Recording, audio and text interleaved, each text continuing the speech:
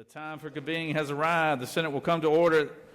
At this time, I'll ask all unauthorized personnel to exit the chamber. I recognize the senator from the 28th. Speak to the journal.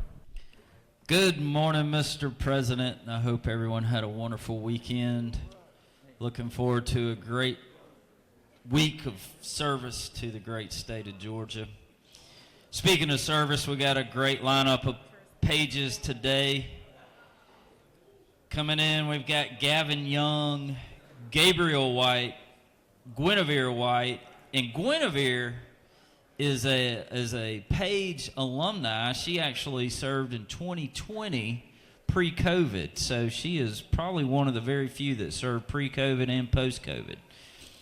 We have Winsley Boyd, David Horton, Noah Tyndall, Claire Collins, Henry Cooper, Katie Hudgens, Tehran Olive, Caleb Mateen, and our very own senator from the 42nd Son, Brooks Brizendine, and Drew Peter Jackson. So Pages, thank y'all for your service today. Look forward to working with you. Y'all give them a big hand.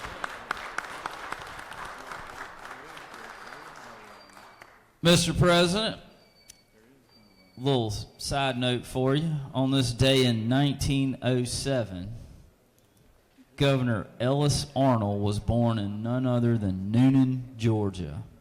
And many of y'all may remember Ellis Arnold as the one of the three governors we had at one time. Coined the phrase usurper and pretender. But he was elected to the legislature at age 25 and attorney general at age 31, and then became the 69th governor of the state of Georgia. Mr. President, I do want to wish you a happy Extraterrestrial Abductions Day, a happy International Day of Happiness. It's International Earth Day. It's National Ravioli Day, World Frog Day, and World Storytelling Day. Mr. President, the journal has been read and found to be correct. Thank you, Senator. Always interesting what you're going to come up with for the journal of the day here. So, is there objection to dispensing of the reading of the journal? Chair hears none. The reading of the journal is dispensed with. Is there objection to the confirmation of the journal? Chair hears none. The journal is confirmed. All senators who have bills and resolutions to introduce, please bring them to the Secretary's desk at this time. Senator from the 28th. What purpose you rise? Mr. President, I move that SR 334 be recommitted to the Committee on Rules. Secretary, read the caption. Mr. President, pursuant to Senate Rule 10-1.3, Senate Resolution 334, a resolution changing the rules of the Senate is made in order for consideration by the Senate. That completes the order, Mr. President.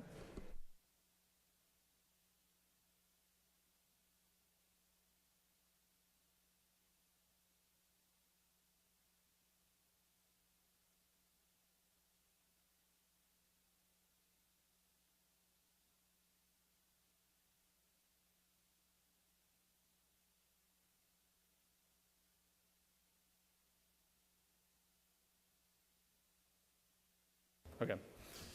Senator has moved that SR 334 be recommitted to the Committee on Rules. Is there objection? Without objection, the resolution is moved. First reading and references of Senate bills and resolutions. Senate Bill 309 by Senator Jones of the 10th and others, a bill to be entitled an act to provide a homestead exemption from City of Hampton ad valorem taxes for municipal purposes in an amount equal to State and local government. Senate Bill 310 by Senator Rett of the 33rd and others, a bill to be entitled an act creating a new charter for the City of Powder Springs, as amended, so as to adopt by reference a certain map to update the boundaries of the city to provide for related matters. State and local government. Senate Resolution 347 by Senator Moore of the 53rd, a resolution honoring the life of Mr. Sean P. Kornacki and dedicating an intersection in his memory and for other purposes. Transportation. Senate Resolution 352 by Senator Halpern of the 39th and others, a resolution commending Atlanta Public Schools upon its 150th. That completes the order, Mr. President. First reading references the House bills and resolutions.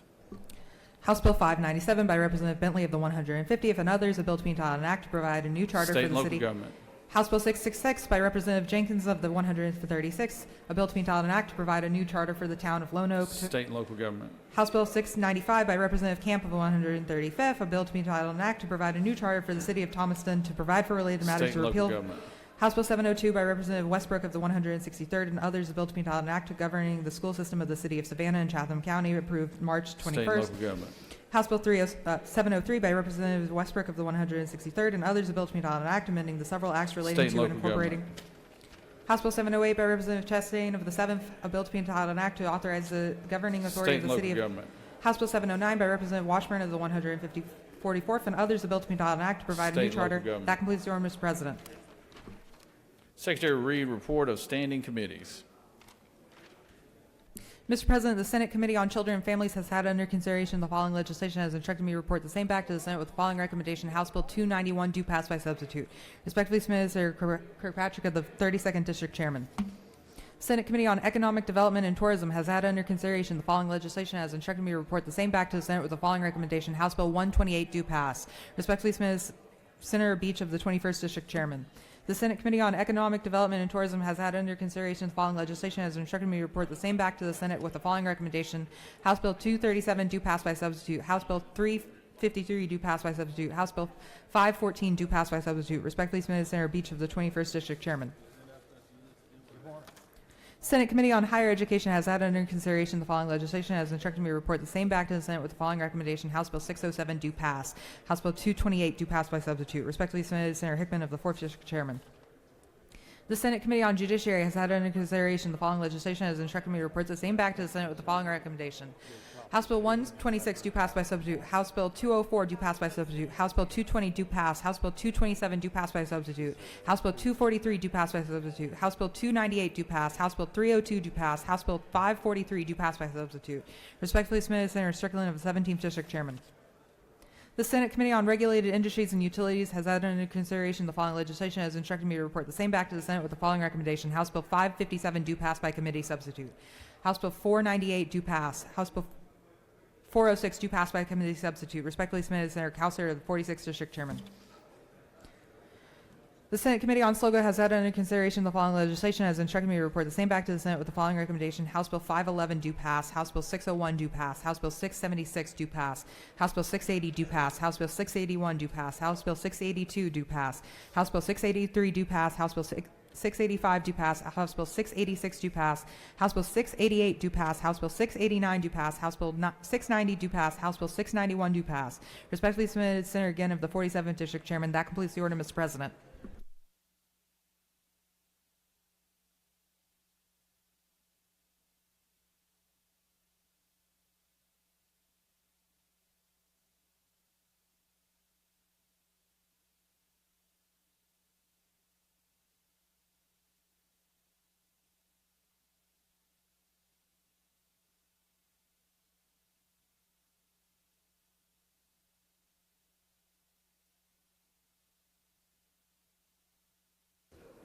Secretary will read bills and resolutions for the second time. House Bill 43 by Representative Lim of the 98th and others, Council on American Indian Concerns revised membership. House Bill 82 by Representative Jackson of the 128th and others, income tax limit eligibility for rural physician tax credit to physicians who qualify on or before December 31st, 2023. House Bill 119 by Representative Corbett of the 174th and others, uniform rules of the road, procedure for passing stationary vehicles provide. House Bill 126 by Representative Smith of the 18th and others, appeal and error, judgments deemed directly appealable, change of provision. House Bill 128 by Representative Hong of the 103rd and others, revenue and taxation, representative minority business enterprises, women and veteran-owned businesses, and procurement of state contracts provide. House Bill 130 by Representative Gamble of the 15th and others, Georgia Student Finance Authority, student loan repayment for peace officers provide. House Bill 163 by Representative McDonald of the 26th and others, Georgia Board of Healthcare Workforce, student loan repayment for medical examiners employed by the Division of Forensic Sciences of the Georgia Bureau of Investigation provide. House Bill 167 by Representative Momtahan of the 17th and others, motor vehicles and traffic, standards for issuance of limited driver permits for certain offenders provide. House Bill 185 by Representative Gaines of the 120th and others, education provide for Hope Inclusive Post-Secondary Education Grants.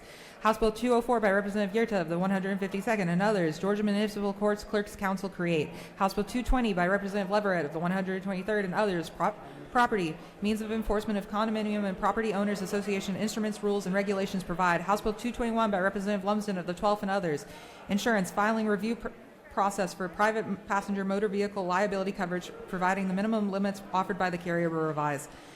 House Bill 222 by Representative Lumsden of the 12th and others, insurance, Department of, clarify, streamline, and make transparent the practices of the department. House Bill 227 by Representative Leverett of the 123rd and others, crimes and offenses, offense of criminal interference with critical infrastructure provide. House Bill 228 by Representative Dempsey of the 13th and others, education tuition equalization grants at private colleges and universities to expand definition of approved school. House Bill 230 by Representative Newton of the 127th and others, revenue and taxation, qualified consolidated government special purpose local option sales tax provide. House Bill 237 by Representative Hagan of the 156th and other state government Southeast Georgia Soapbox Derby as official soapbox derby of the state of Georgia designate. House Bill 243 by Representative Smith of the 70th and others, Coweta Judicial Circuit Superior Court provide 8th judge. House Bill 244 by Representative Petrie of the 166th and others, Board of Natural Resources effective date of certain rules and regulations extend. House Bill 254 by Representative Jenkins of the 136th and others, civil practices alternate procedure for designation of official legal organ provide. House Bill 264 by Representative Smith of the 138th and others, revenue and taxation, handling of appeals of property tax assessments, revive certain deadlines and procedures. House Bill 273 by Representative Deloach of the 167th and others, Board of Natural Resources extend date by which rules and regulations must be in effect for purposes of establishing criminal violations. House Bill 279 by Representative Gamble of the 15th and others, insurance, discount for property owners who build a new property that better resists tornado, hurricane, or other catastrophic windstorm events provide. House Bill 291 by Representative Scoggins of the 14th and others, guardian and ward, add to the list of providers who are authorized to participate in the processes for appointment of a guardian for an adult. House Bill 294 by Representative Deloach of the 164th and 67th and others, insurance, administration of certain rehabilitation policies by a seating insurer placed into liquidation provisions. House Bill 298 by Representative Daniel of the 117th and others, courts and exemption of or deferment from jury service for natural or adoptive mothers of children 6 months of age or older provide. House Bill 302 by Representative Franklin of the 160th and others, crimes and offenses, issuance of a temporary or permanent protective order by the court provide. House Bill 308 by Representative Newton of the 127th and others, revenue and taxation, certain medical preceptor rotations, revised tax credit. House Bill 353 by Representative Powell of the 33rd and others, Georgia Lottery for Education Act, administrative procedures regarding coin-operated amusement machines shall be subject to Chapter 13 of Title 50 provide. House Bill 383 by Representative Reeves of the 99th and others, Safer Hospitals Act enact. House Bill 396 by Representative Vance of the 133rd and others, Oconee River Greenway Authority add president of Georgia College and State University. House Bill 406 by Representative Jaspers of the 11th and others, Georgia Public Service Commission, regulation of the provision of certain electricity used as a motor vehicle and electric vehicles provide. House Bill 408 by Representative Williamson of the 112th and others, sales and use tax, exemption for competitive projects of regional significance, change sunset provision. House Bill 412 by Representative Williamson of the 112th and others, income tax, repeal a limitation on types of partnerships that may elect to pay income tax at the entity level. House Bill 416 by Representative Silcox of the 53rd and others, pharmacies authorize qualified pharmacy technicians to administer certain vaccines. House Bill 431 by Representative Drenner of the 85th and others, special purpose local option sales tax counties provisions. House Bill 436 by Representative Corbett of the 174th and others, surface mining, revised maximum criminal penalties for violations. House Bill 437 by Representative Hitchens of the 161st and others, Georgia State Indemnification Commission, abolish and authorize Commissioner of Administrative Services to assume duties provisions. House Bill 453 by Representative Hilton of the 48th and others, health ambulance services pay an annual license fee repeal requirement. House Bill 480 by Representative Franklin of the 160th and others, workers' compensation benefits change certain provisions. House Bill 498 by Representative Mathis of the 149th and others, funeral directors and embalmers, reinstatement of lapsed license, change certain provisions. House Bill 514 by Representative Washburn of the 144th and others, Housing Regulation Transparency Act and Act. House Bill 528 by Representative Gaines of the 120th and others, Georgia Online Automatic Renewal Transparency Act and Act. House Bill 543 by Representative Reeves of the 99th and others, Courts, six-person jury trials and civil actions revised and exception. House Bill 557 by Representative Stevens of the 164th and others, Professions and Businesses Authority to certain nurses and physician assistants to prescribe Schedule II controlled substances authorized. House Bill 571 by Representative Silcox of the 53rd and others, Georgia Alzheimer's and Related Dementia State Plan, updated every 4 years provide. House Bill 572 by Representative Reeves of the 99th and others, Elections rename Georgia Government Transparency and Campaign Finance Commission as the State Ethics Commission. House Bill 607 by Representative Perkle of the 169th and others, Education revised definition of Zell Miller Scholarship Scholar by changing ACT score requirement for certain students. House Bill 611 by Representative Burchett of the 176th, a budgetary and financial affairs disposition of state funds derived from certain legal judgments or settlements provide. That completes the order, Mr. President.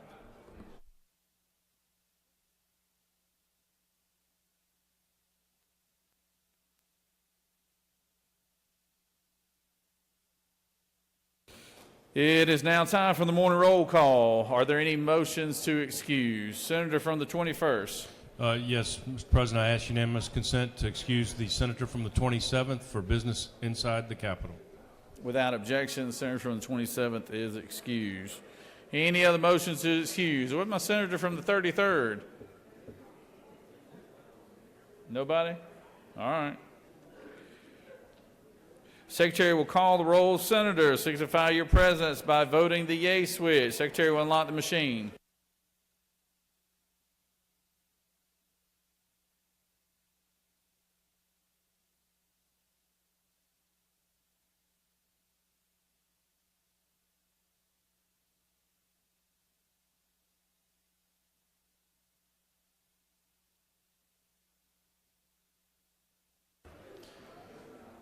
Senator from the 4th, what purpose you rise? Mr. President, I'd like to excuse Senator from the 20th, please.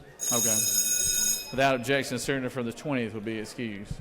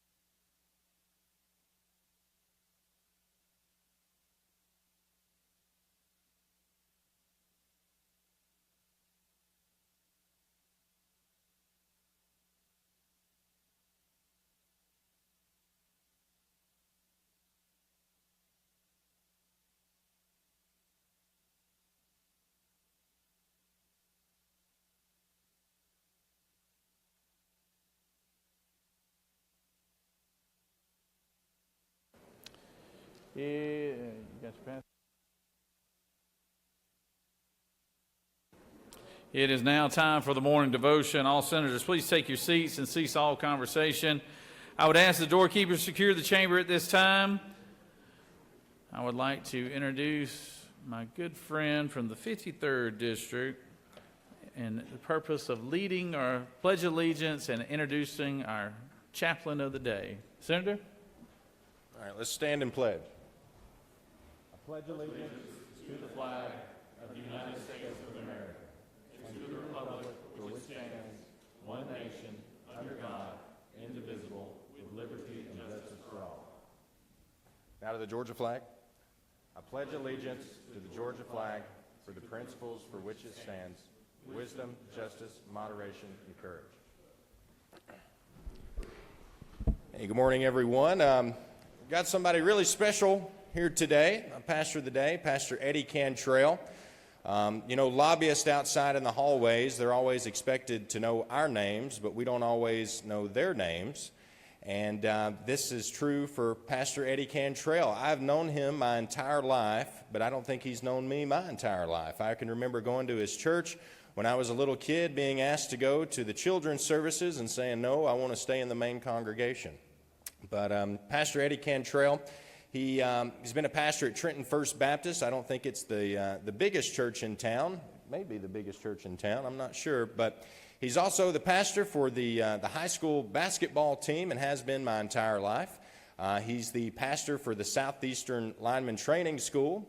He's also a good community servant when it comes to government. He serves on the Water Authority.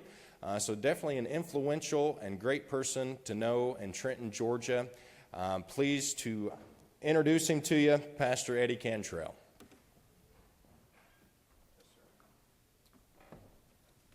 Thank you, Colton. Thank you, Mr. President, for that introduction. Thank you for being here and allowing me a little time to share with you. I don't travel to Atlanta much during the rush hour, but when I do, I always come to certain conclusions. Let me give those to you really quick. There are 4 groups of idiots out there. Those who drive too slow, those who drive too fast, those with those wacky coexist Mother Earth bumper stickers, and those people in those jacked up trucks with some bumper sticker about the Second Amendment. Now, I know I've hit some of you. Sorry about that. And what I've come to conclude is that I am the only perfect driver out there. And that if everyone was just like me, our roads would be safe, no problems, no issues.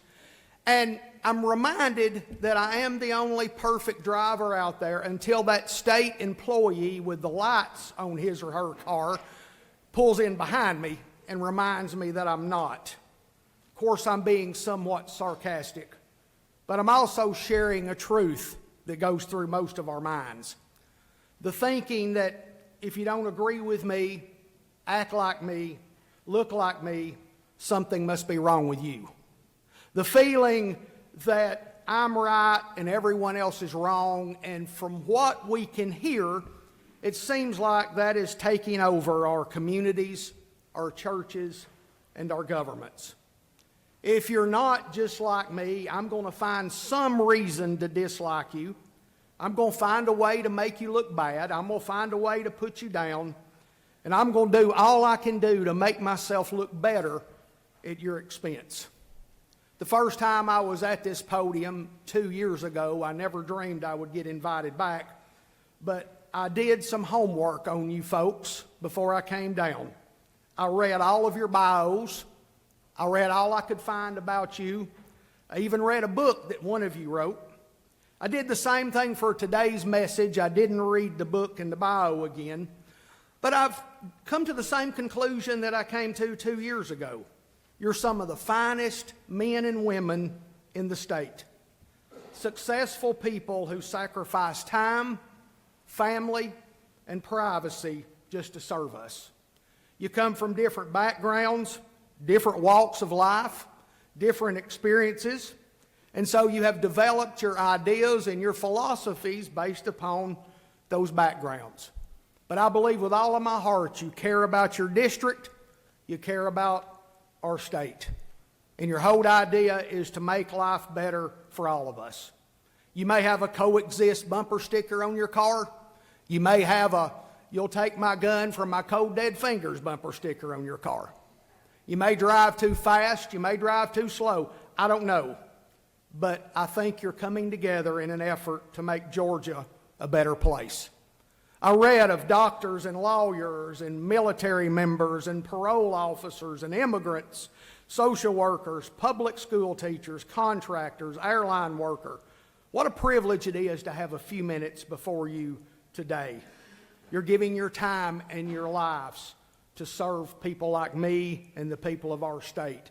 Forgive me, let me take a moment. I'm going to give you a standing ovation. Thank you very much. This morning, I want to remind you that you're on a great journey, and you're journeying with those in this room, People just like you who decided to serve, who want to take our state in a better place, you know, kind of like the traffic coming down here, right? I'm sure that there are times you think somebody sitting next to you might be an idiot. I hope you never say it and just keep it to yourself, but I don't know. But this morning I made the same journey coming down here, like I always have, but I decided to do something a little unusual. I decided to get along with those people around me, you know, those different people.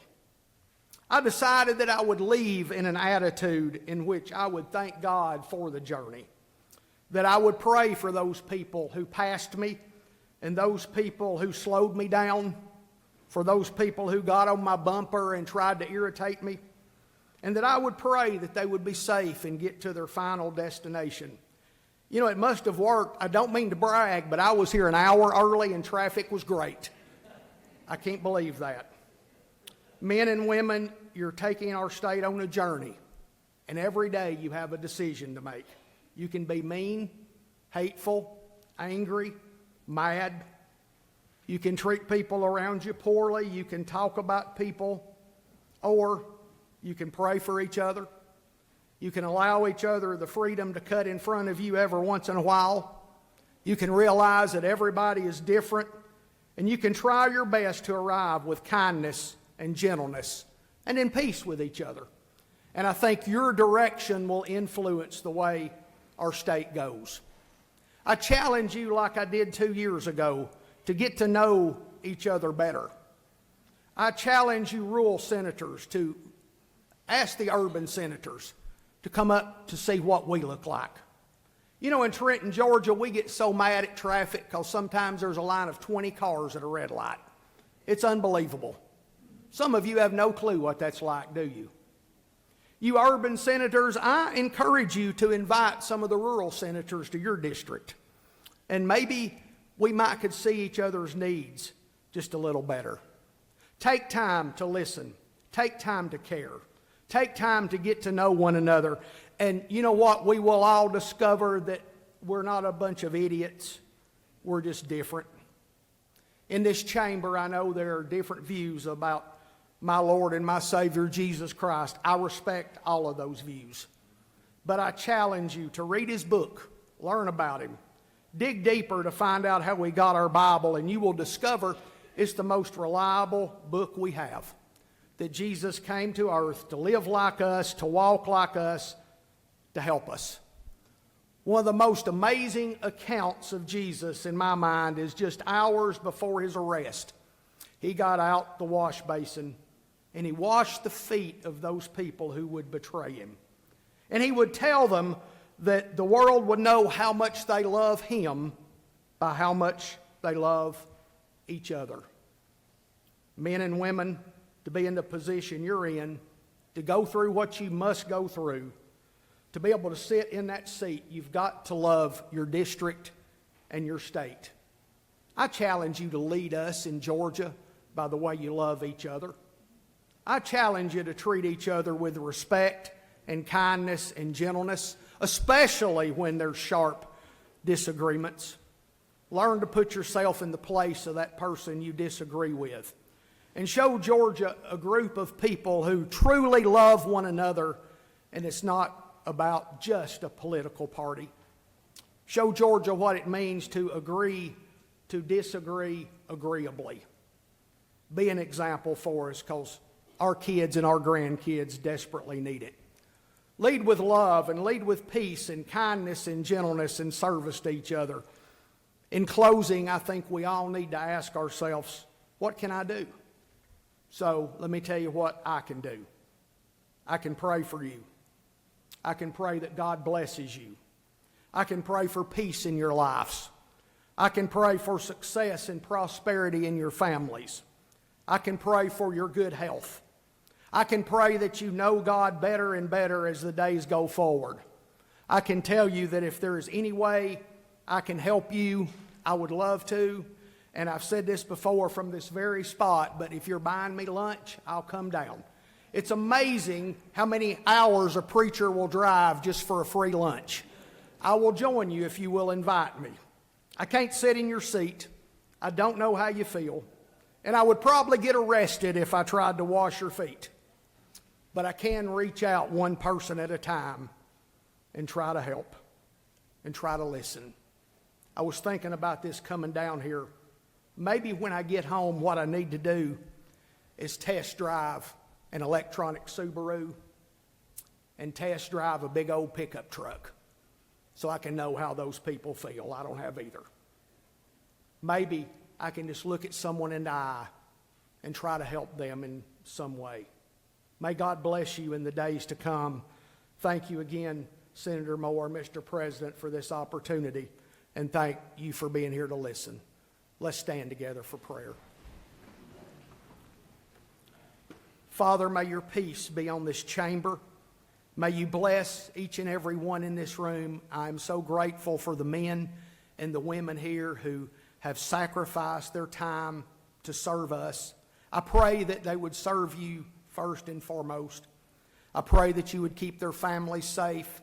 I pray that you would give them clear minds and pure hearts. And I pray that we would look to this building and the people of Georgia would be led by the examples we see here. We pray in the days to come that we would turn to you for our guidance and our strength.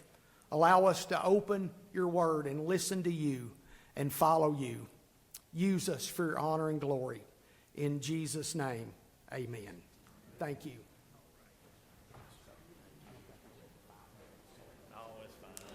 Nobody ever does.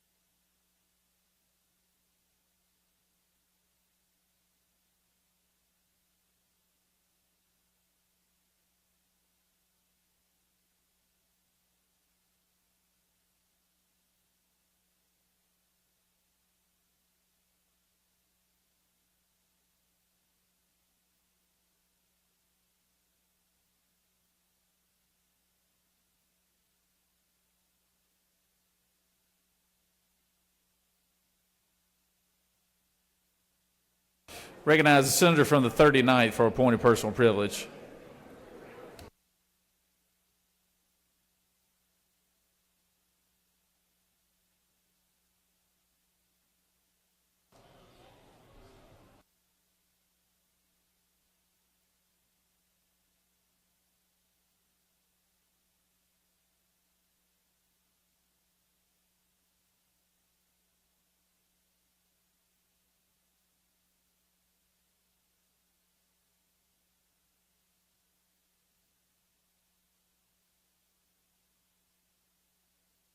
Yeah, intercept. Hold on one second. Stay right there. It is always good to have our special guest down to the Capitol, and we've got a great group with us here today. Secretary, read the caption. Senate Resolution 180 by Senator Albers of the 56th and others, a resolution commending and congratulating Rome Police Chief Denise Downer McKinney as Georgia's 2022-2023 Outstanding Police Chief of the Year and for other purposes. Whereas Rome Police Chief Denise Downer McKinney is highly regarded by the citizens of her community and state and by local government officials as a person of unquestioned integrity, humility, and dedication to the sound principles of law enforcement. And whereas in 2022, Chief Downer McKinney was the first female police chief to be named as the Outstanding Georgia Police Chief of the Year by the Georgia Associations of Chief of Police. And now, therefore, be it resolved by the Senate that the members of this body commend the care, courage, and selfless dedication exhibited by Rome Police Chief Denise Downer McKinney in carrying out the difficult duties of her vocation, and congratulate her upon her recognition of Georgia's 2022-2023 Outstanding Police Chief of the Year. That completes the order, Mr. President.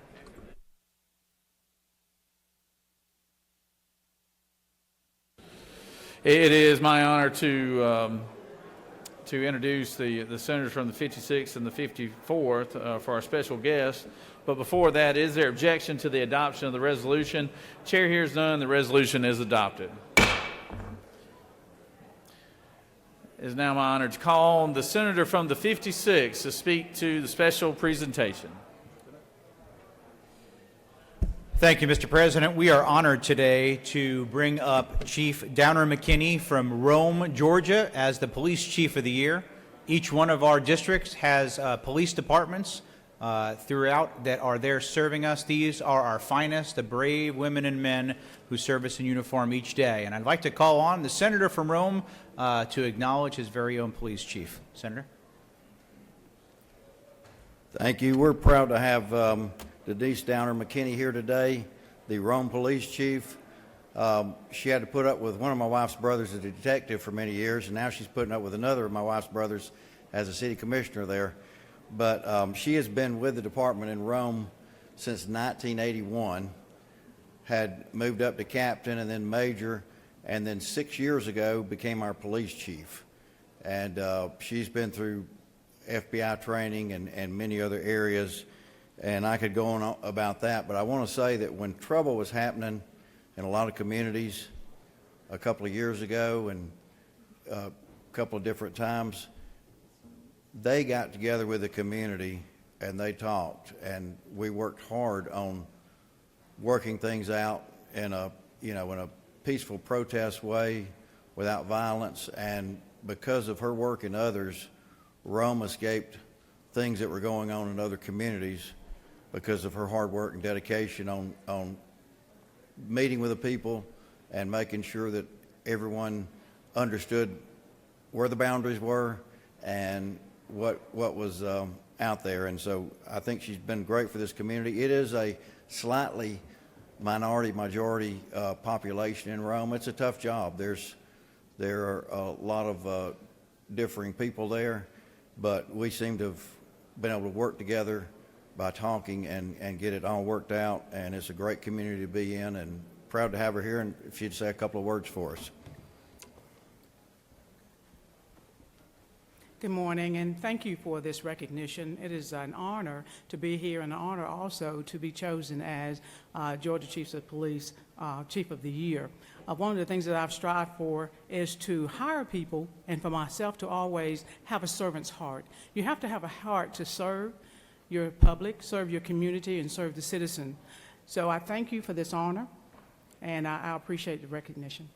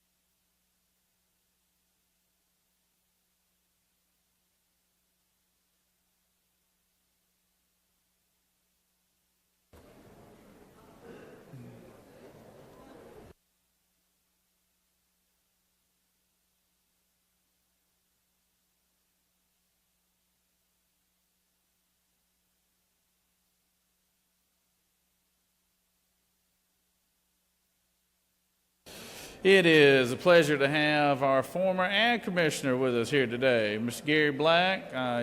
Always a pleasure to have he and his wife here today, and he has a special presentation that we'd like to recognize. Secretary, read the caption. Senate Resolution 209 by Senator Walker III of the 20th and others, a resolution recognizing and commending Gary W. Black on his outstanding public service and for other purposes. Whereas Gary W. Black has been long recognized by the citizens of this state for the vital role that he has played in leadership and his deep personal commitment to the welfare of the citizens of Georgia. And whereas as the 16th Commissioner of Agriculture for the state of Georgia, he implemented disaster relief efforts for Georgia farm families in the aftermath of Hurricane Michael, one of our nation's most devastating weather events. And whereas he further led the development of the nationally recognized Georgia-grown brand, opening opportunities for small business dreamers, expanding trade across the globe, and building bridges with culinary and school nutrition professionals. And whereas this distinguished gentleman has given inspiration to many through his high ideals, morals, and deep concern for his fellow citizens, and he possesses the vast wisdom which only comes through experience and the strength of character which is achieved through overcoming the many challenges of life. And whereas he is a person of magnanimous strengths and with an unimpeachable reputation for integrity, intelligence, fairness, and kindness. And whereas Gary W. Black has served with honor and distinction. His vision and unyielding commitment to excellence has set the standard for public service. And whereas it is abundantly fitting and proper that the outstanding accomplishments of this remarkable and distinguished Georgian be appropriately recognized, now therefore be it resolved by the Senate that the members of this body recognize and commend Gary W. Black for his efficient, effective, unselfish, and dedicated public service to the state of Georgia and extend the most sincere best wishes for continued health and happiness. That completes the order, Mr. President. Is there objections to the adoption of the resolution? Chair hears none. The resolution is adopted. I'd like to recognize my good senator from the 8th to introduce a special guest. Obviously, Gary Black served this state for a long time as agricultural chairman or commissioner, but also he worked for the commissioner's office for a long, long time. So we appreciate all his great service. Glad to be joined by our new commissioner, Tyler Harper, as well, and we've got all our ag guys up here on stage today. Senator from the 24th, the 8th, and our new senator from the 11th. But I'll yield the floor to the senator from the 8th. Thank you, Mr. President. I'm sorry that the senator from the 20th wasn't able to be here today, but I'm honored to get to present this to somebody that has had a huge influence on my life. You know, I was Gary Black's county chair in every election he ever ran in, and I can tell you I would not be standing here today talking to y'all without the influence that he's had on my life. And it's been said that the wealthiest people are those that invest in others. And if that's the case, then Gary Black is one of the wealthiest men in the state of Georgia.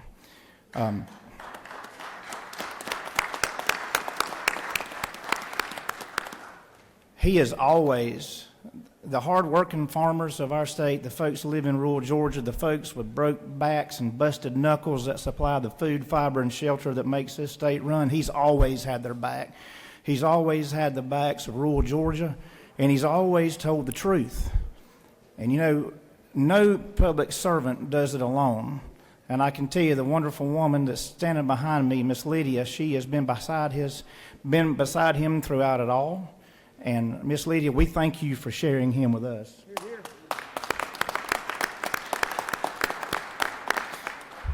I want to read something to you. It's not going to be a long speech, Senator. Sure.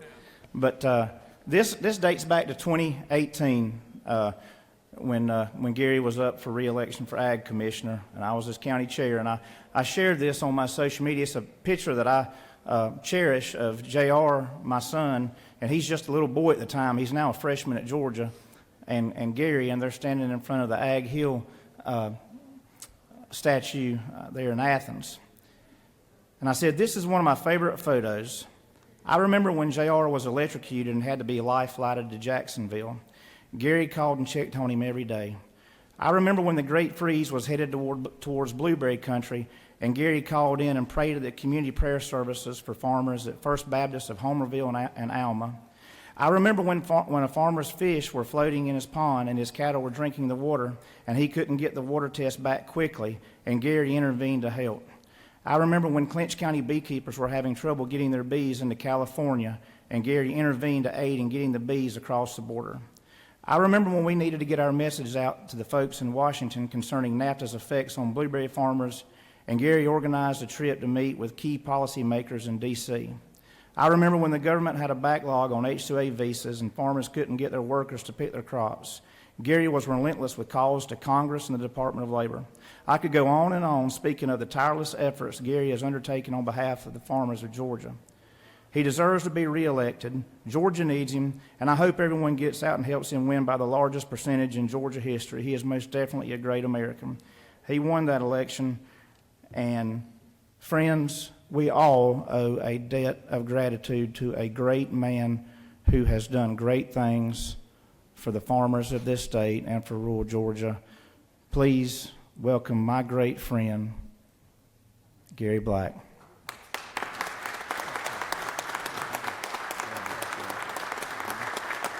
Y'all, good morning.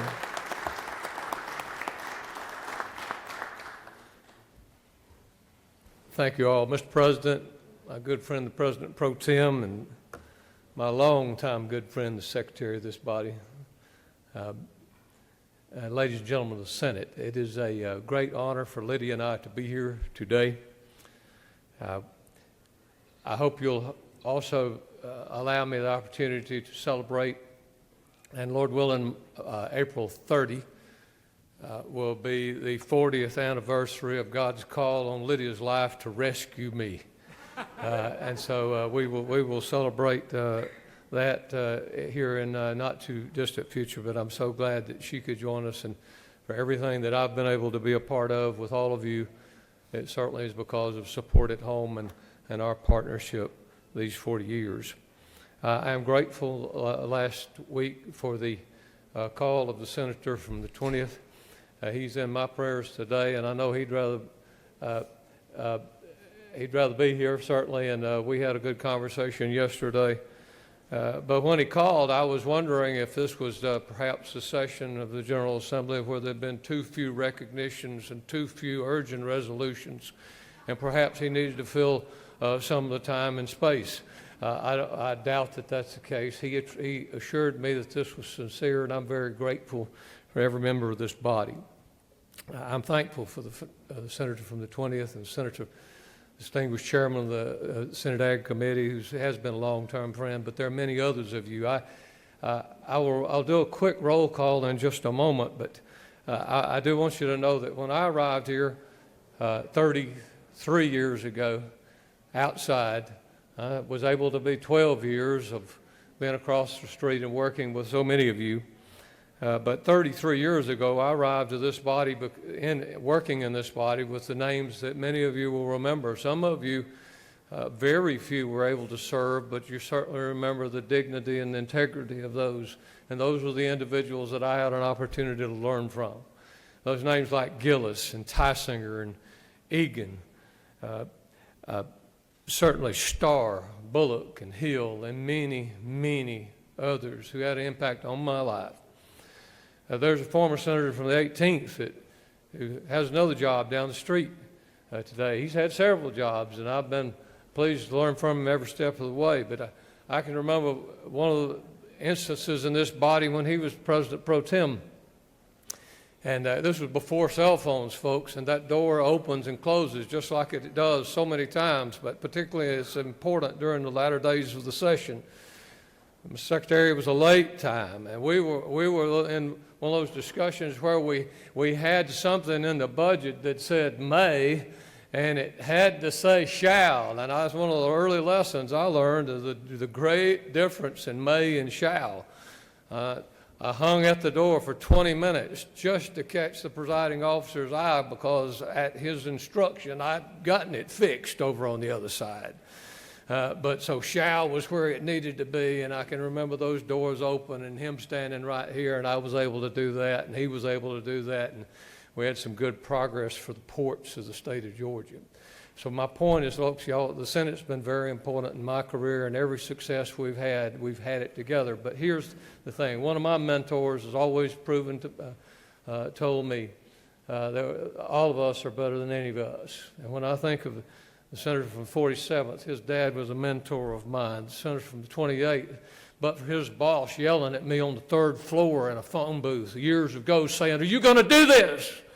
Meaning run the very first time 18 years ago. I think of the senator from the majority leader who probably got the first call when I was going to run because it was my only cousin that called him. I think of those who stood with me, the senator from the 24th, the 8th, the 49th, the 17th, the 11th now. As a matter of fact, I attended the senator from the 11th's wedding. There are others who contributed time and talent and treasure to my success. And it goes on. The senator certainly from the 4th, who was the accountant of my campaign chair. The senator from the 19th, whose wife worked on a campaign of mine. The senator from the 21st, who made sure I had an opportunity to come to North Fulton when nobody knew my name. Senator certainly from the 23rd, we've shared many constituents and times and supporters together. Senator from the 29th introduced me to the Fraternal Order of Police before he ever shook my hand personally. It just goes on and on. The senator from 36, I've always respected you, ma'am, and your prowess and your integrity, your intellect. And we've had a lot of good times because of Mitchell County roots. The senator from the 12th, we stood together to rescue our farmers during Hurricane Michael. And certainly the distinguished minority leader, the senator from the 55th, I've probably known her the second longest of anyone in this body and appreciated that friendship. But folks, I learned one other lesson in this building that I hope we can carry forward to all of you, particularly in these waning days of the legislature. I'm thankful that my commute now is 45 seconds. We've got a little opportunity now of helping some companies. I've got some folks that we're helping in marketing and advancing the economy in Georgia, and I'm really thankful for that. But I hope that you'll take one of those other first lessons that I learned in this building and put it to practice in these coming days. Because see, I learned it from another member of your colleagues over in the House, Richard Royal, when I stepped forward to a post-subcommittee meeting down in the basement. And that was when Chairman Royal, I had lost a vote in subcommittee. I was indignant. I could not believe the things that I was passionate about that members of the House did not agree with. I was very upset about it. That's when Chairman Royal, with his great compassion and deep interest in my personal opinion, looked up at me and said, "Boy, you better learn how to count. 3 beats 2 every day." I never forgot that message. And after that message, don't remember losing much in this building because we worked together. But here's the lesson moving forward, and I hope I can impart it to you, and I hope it'll a seed that'll take root in these coming days. The first is this: sometimes you are the 3, sometimes you're the 2. But you know what? Before you get there, you better know which one you are. But always remember to be respectful, because there will be more votes. There will be more votes. I thank you, Mr. President. May God bless the great state Senate of the state of Georgia and this blessed state that we all call home. Thank you, and God bless you.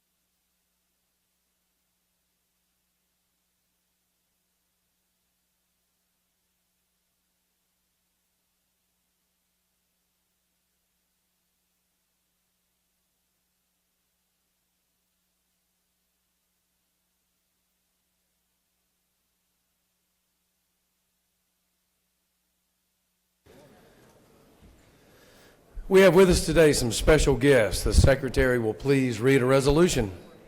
Senate Resolution 289 by Senator Tillery of the 19th and others, a resolution recognizing and commending Courtney Glanville and for other purposes. Whereas Courtney's efforts have been timely and beneficial to the Senate and the Senate Budget and Evaluation Office in its operations and decision-making with the annual appropriations process. For 20 years, Courtney has provided exemplary service to this legislative body. And whereas the Senate Budget and Evaluation Office appreciates all of the assistance Courtney has offered over the years to new and well-tenured staff in the use of systems or budgetary processes, as well as his efforts to ensure the portability of the budget system over emerging platforms. Now, therefore, be it resolved by the Senate that the members of this body recognize and commend Courtney Glanville for efficient, effective, unselfish, and dedicated public service to the state of Georgia and extend the most sincere best wishes for continued health and happiness. That completes the order, Mr. President. Is there objection to the adoption of the resolution? The chair hears none, and the resolution is adopted. I'd like to call upon the distinguished senator from the 19th to introduce our very special guest. Thank you, Mr. President, Ms. Pro Tem. It is my honor to present today Courtney Glanville. Courtney he was one of our startups when we started the Senate Budget and Evaluation Office 20 years ago. But more than an analyst, not that there's anything wrong with the analysts, we have our analyst teams in the back. But after we get to the numbers, Courtney is the man who actually wrote our Senate Budget and Evaluation computer program that allows us to double check against the governor's programs and the House's programs. At times we found inconsistencies. The joke about Courtney, though, is if Courtney goes down, we all go down, because Courtney is the only person who can fix the system. He is a dedicated worker. This today memorializes his 20th anniversary. Again, he was on the startup of our Senate budget team. And Courtney, we just want to tell you thank you for 20 years of service to the Senate Budget Office. If you guys would, please just give him a round of applause.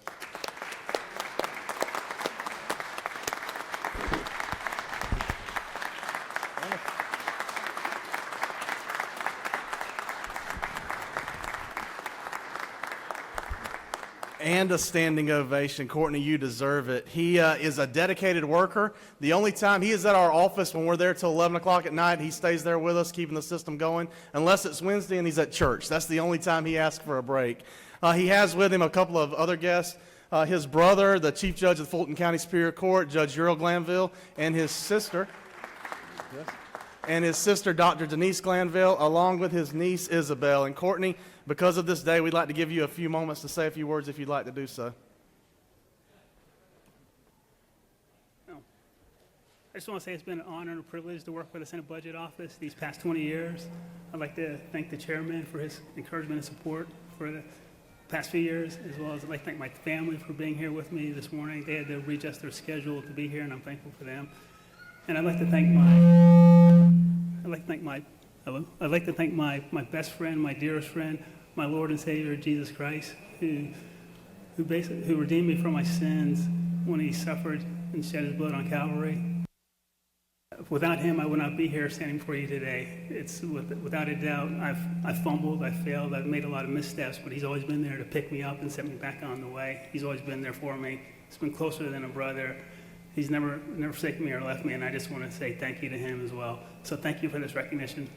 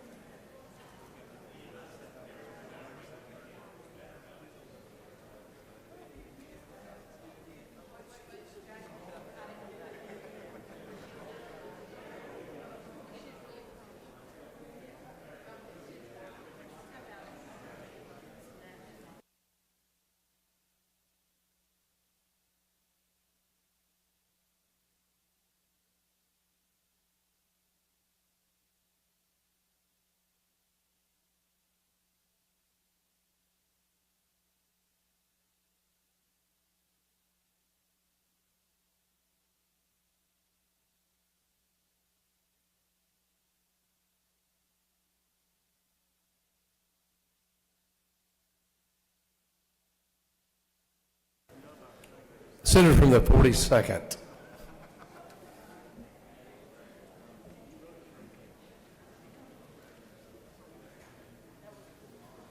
me recognize the senator from the 42nd to introduce our doctor of the day.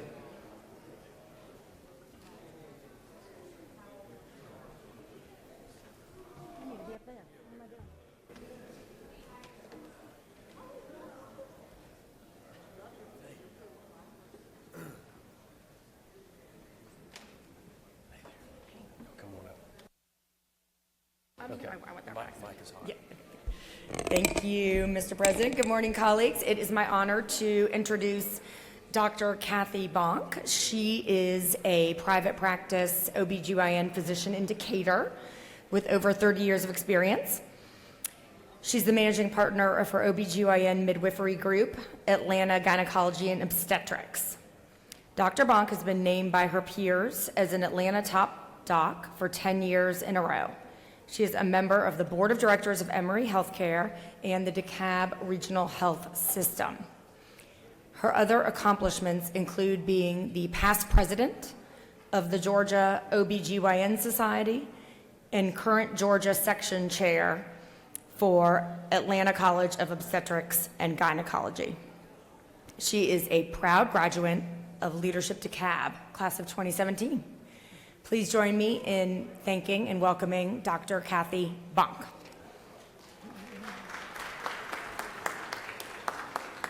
Thanks, thanks, Senator Barrett. It's my honor to be here today to, in some small way, help care for you who care for me, my patients, and their families. I have the opportunity to help bring new Georgians into the world as I did at 1 a.m. yesterday. And I want to thank you for making the Georgia that they are born into a healthy and safe place for them to grow and thrive. I know some of you might be worried that a gynecologist is manning the clinic down there, but do not worry, I have an ER doc and an internal medicine doc on call on my cell phone, ready to answer any questions. And this really did happen. I looked in my medicine closet on Friday to see if I could bring any samples to stock the clinic, and there was nothing in my gynecology medicine clinic closet except hemorrhoid medicine. But having spent 30 seconds in this room, I can see that none of you need hemorrhoid medicine, and the session will end quickly. Nobody sits very long, so thank you for this opportunity. Thank you.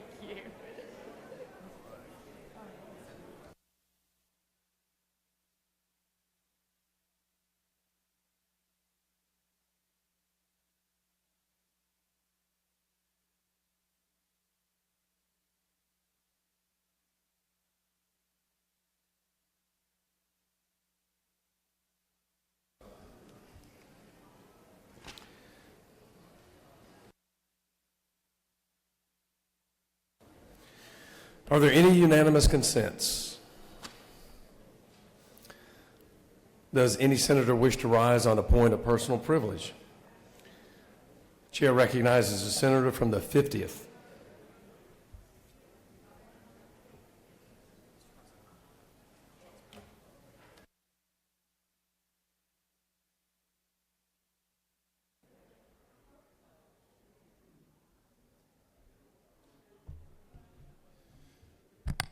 Thank you, Mr. President. I rise today just to bring your attention to the packets that I put on your desk. April is Prevent Child Abuse Month in Georgia, and I have with me a proclamation from Governor Kemp, and I have some members in the audience that I'd like to recognize after I read this. Children are our most valuable resource, and they are also our most vulnerable. All of Georgia's children have a right to be safe and an opportunity to thrive, learn, and grow in an environment that fosters healthy development. And whereas child abuse and neglect can be prevented by supporting and strengthening Georgia's families, thus preventing the far-reaching effects of maltreatment and providing the opportunity for children to develop healthy, trusting family bonds, and consequently building the foundations of communities. And whereas strong and nurturing communities where all children grow up safe People have jobs and provide for those they love, and families receive the care they deserve, strengthen families, and promote child, family, and community well-being. And whereas effective child abuse prevention strategies succeed because of partnerships created within communities, among citizens, human service agencies, schools, faith communities, healthcare providers, civic organizations, law enforcement agencies, and the business sector. And whereas by providing a safe, stable, and nurturing environment for our children, free of violence, abuse, and neglect, we can ensure that Georgia's children will grow to their full potential as the next generation of leaders, helping to secure the future of this state and nation. And with that, Governor Kemp proclaimed that April 2023 is Child Abuse Prevention Month in Georgia. Today we have with us Prevent Child Abuse Georgia, Division of Family and Children's Services, and members of the Georgia Essentials for Childhood Initiative. And I just want to recognize them, thank them, and give them a round of applause for really devoting their lives to the children of the state of Georgia. If y'all would recognize them with me and give them a round of applause. Thank you. With that, I yield the well. Thank you, Senator. The senator's yielded the well. The chair recognizes the senator from the 17th.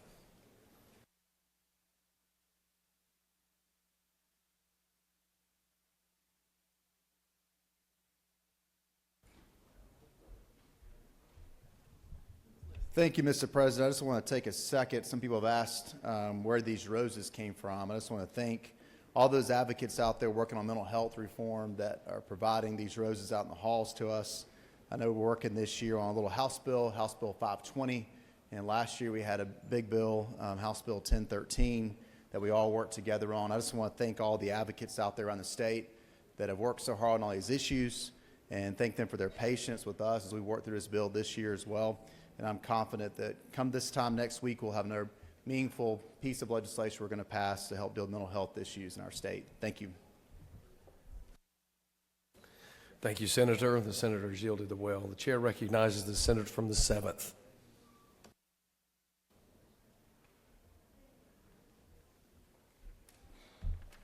Thank you. This morning, I rise to recognize and commend the Ismaili Council of the Southeastern United States and celebrate the festival of Nowruz, marking the beginning of the Persian New Year and the first day of spring. This festival is a season of rejuvenation, spiritual renewal, and a chance to reflect on our blessings. This is also a time to exude hope and optimism for the new year and reflect on Islam's core values: service, peace, compassion, and care for the vulnerable. Ismaili Muslims are a culturally diverse group of almost 15 million people worldwide, led by His Highness the Aga Khan, the Imam or spiritual leader. The Ismaili community, in partnership with the Aga Khan Development Network, has been active across the nation over the last 60 years. They have worked to alleviate poverty, improve living conditions, and create opportunities for people around the world and in Georgia through the fields of health, education, art, culture, rural development, and the promotion of private sector enterprise. Many organizations have directly benefited from the contributions and partnership of Ismaili Civic, including the American Red Cross, the Atlanta Community Food Bank, Hands on Atlanta, and Interfaith Atlanta. As you may have seen when coming to the chamber this morning, we are hosts to a Nowruz celebration, an exhibition of the Aga Khan Award for Architecture in the South Wing of the state capitol. I invite you to stop by to visit with this incredible community. They'll be here till noon. And if the members could welcome them to the chamber, they're here today. Thank you so much.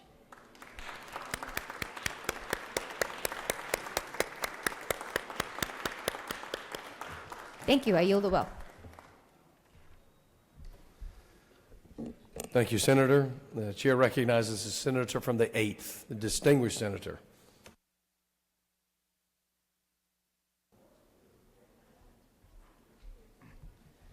Thank you, Mr. President. I just wanted to remind everyone that tonight from 5 to 8, the Georgia Legislative Sportsman's Caucus, we're having a range day. It's at Starters Range and Guns, and I hope everyone can join me and maybe help me burn a little bit of gunpowder. So hope to see y'all there. Mr. President, I yield the well. Thank you, Senator. The senator has yielded the well. The chair recognizes the senator from the 21st for a brief presentation from the rostrum. Mic is hot. Okay. Thank you, Mr. President. I'm here to recognize the best field goal kicker in the NFL for our Atlanta Falcons. Koo, can we say Koo? And he grew up and came to this country and started kicking in New Jersey in high school. Then he went to Georgia Southern. He's a graduate of Georgia Southern, where he was a third-team All-American. Then he went to the Chargers, and now he's been with the Falcons, and he's all-pro. And I just want to quickly recognize him and thank him for all he does on and off the field. And I want to give him this resolution and give him just a minute to say hello to the Senate. Mr. Koo? Football has brought me to so many different places. Continues to bless me with the places I get to visit and the people that I get to meet on this journey. And I'm extremely grateful, and I'm forever grateful for this opportunity to be here. So thank you very much.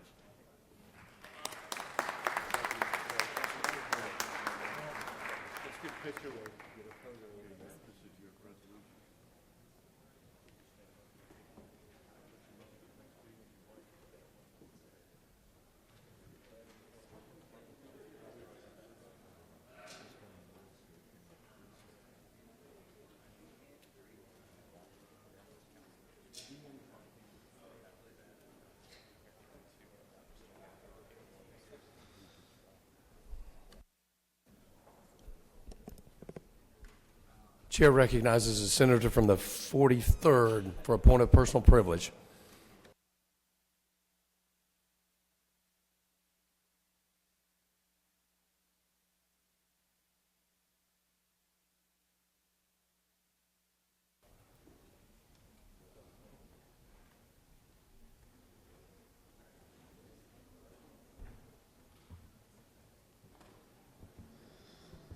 Thank you, Mr. President. Good morning, colleagues. Today I rise to recognize and commend the National Council of Negro Women.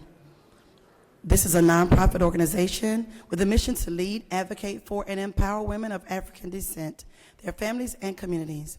NCNW, as it is formerly known, fulfills this mission through research, advocacy, national and community-based services and programs in the United States and Africa via 32 national affiliate organizations that enlightens, inspires, and connects more than 2 million women and men. The state of Georgia, NCNW, has a rich history under the many years of leadership and guidance from the late Verdell Bellamy. And in 2016, Lois Keith had the foresight to reorganize the state of Georgia by empowering key leaders in DeKalb, Greater Atlanta, Rockdale Newton, Savannah, and Valdosta Lowndes sections to collectively organize a state conference in Atlanta on August 20, 2016. For the first time in NCNW Georgia history, the state committee elected State President Shara Denton, State Secretary Derrica Williams, and State Treasurer Myrtle Mayfield. During the conference that the state committee planned and implemented the Movers and Shakers Award, and its first recipient was Lois Keith. The state of Georgia provided support and assistance to families in Albany, hosted by Dr. Dorothy Height, Stamp Reveals, state leadership trainings, state conferences, Know Before You Vote forums, and GLTV phone banks. The coalition chartered additional sections throughout the state to now reflect 11 community and 14 collegiate sections.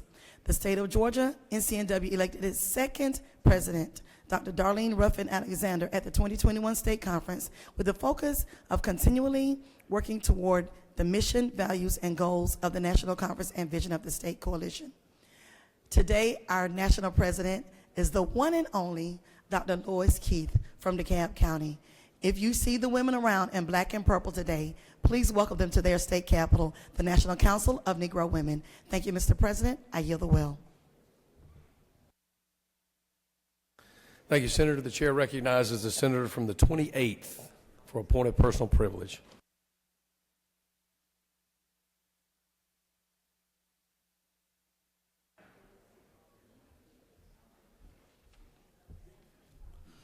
Thank you, Mr. President. Good morning.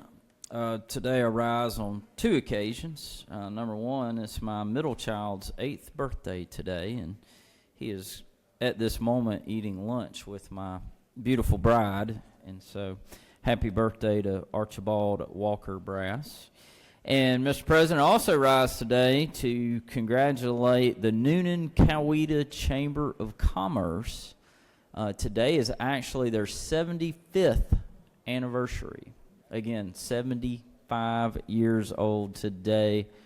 And just a couple little highlights. They were the National Chamber of the Year just a few years back. So in keeping in good faith here in the state of Georgia, we like national champions. Well, our chamber was a national champion, and just want to congratulate and thank their fearless leader, Candace Boothby, and then the many leaders from our community in Noonan and Coweta County that have served on that board. Our Representative Lynn Smith, my representative, she's a former chair of that board, and there are many others. So again, Noonan Coweta Chamber, some of them may be in here, maybe not. I know they're over in the house, but wanted to congratulate them again and wish them a happy birthday and a happy anniversary on their 75th year. Thank you.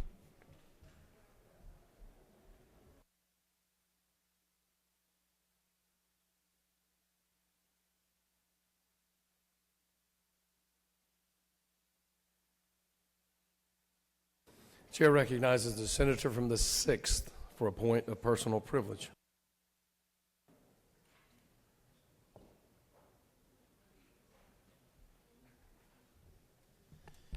Thank you, Mr. President. I just wanted to rise briefly to send my appreciation and give my love to the advocates who are in the hallways and at home who are advocating against SB 140. I appreciate those individuals, particularly the organizations that have helped organize them, like the Human Rights Campaign and Georgia Equality. I want to appreciate all of them for being here and using your voice and ensuring that your voices are heard at the Capitol. And I also want to appreciate my colleagues for going out and listening to those individuals here today and every day. Thank you, Mr. President. I yield the well. Thank you, Senator. The chair recognizes now the senator from the 16th for a point of personal privilege.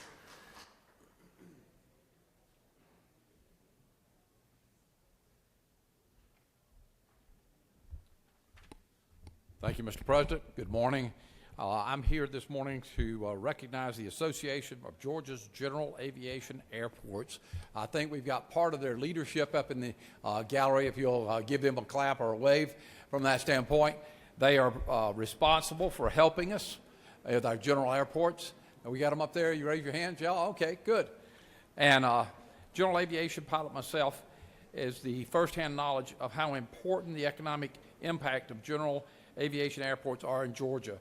Our general aviation airports are the gateway to many local communities. CEOs don't arrive in Greyhound buses. Most of their members in this House have at least one general aviation airport in your district. But did you know that Georgia ranks 3rd in the nation for annual output from general aviation, 4th in the nation for jobs supported by general aviation, and 4th in the nation for general aviation's contribution to the GDP? We need to understand that our local airports make the world accessible to rural areas and to areas that don't reach our metropolitan area. And I want to thank them for their help in supporting our general aviation airports. And thank you, Mr. President. Thank you, Senator. Does any other senator wish to rise on a point of personal privilege? Chair hears none. You have a consent calendar of privileged resolutions before you. Does any senator wish to remove a resolution from the consent calendar? Is there objection to the adoption of the resolutions on the consent calendar? The chair hears none, and the resolutions on the consent calendar are adopted. We have one more privileged resolution. I'll ask the secretary to please read the resolution. Thank you. Senate Resolution 353 by Senator Harbin of the 16th and others, a resolution recognizing the Association of Georgia General Aviation Airports as an industry association for general aviation airports in the state of Georgia. That completes the order, Mr. President. Is there objection to the order of the resolution just read? The chair hears none. The resolution is adopted. Are there any motions to withdraw and commit? The chair hears none. You have a consent calendar of local bills before you. Mr. Secretary, are there any objections filed to any bill on the local consent calendar? Mr. President, no objections filed. Thank you, Mr. Secretary. Is there objection to agreeing to the report of the Committee on State and Local Governmental Operations, which is favorable to the passage of the bills on the local consent calendar? The chair hears none, and the report of the committee is agreed to. The question is on the passage of the bills on the local consent calendar. All those in favor will vote yea. Those opposed will vote nay. Mr. Secretary, please unlock the machine.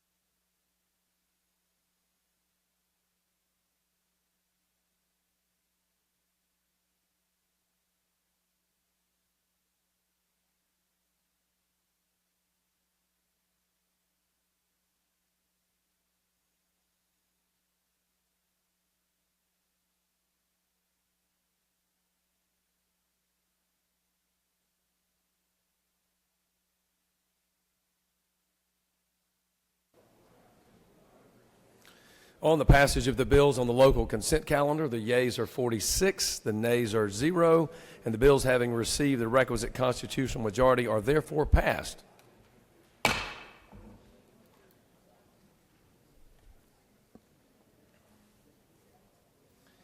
Moving on to the rules calendar. HB 545. HB 545. Mr. Secretary, please read the caption. House Bill 545 by Representative Cannon of the 172nd and others, a bill to be entitled an act to amend Article 2 of Chapter 8 of Title 2 of the Official Code of Georgia Annotated relating to agricultural commodity commissions generally so as to provide for an agricultural commodity commission for citrus fruits. The Committee of the Senate on Agriculture and Consumer Affairs recommends that this bill do pass. Respectfully submitted, Senator Goodman of the 8th District Chairman. That completes the order, Mr. President. Thank you, Madam Secretary. The chair recognizes the senator from the 11th, the distinguished senator, to present the bill.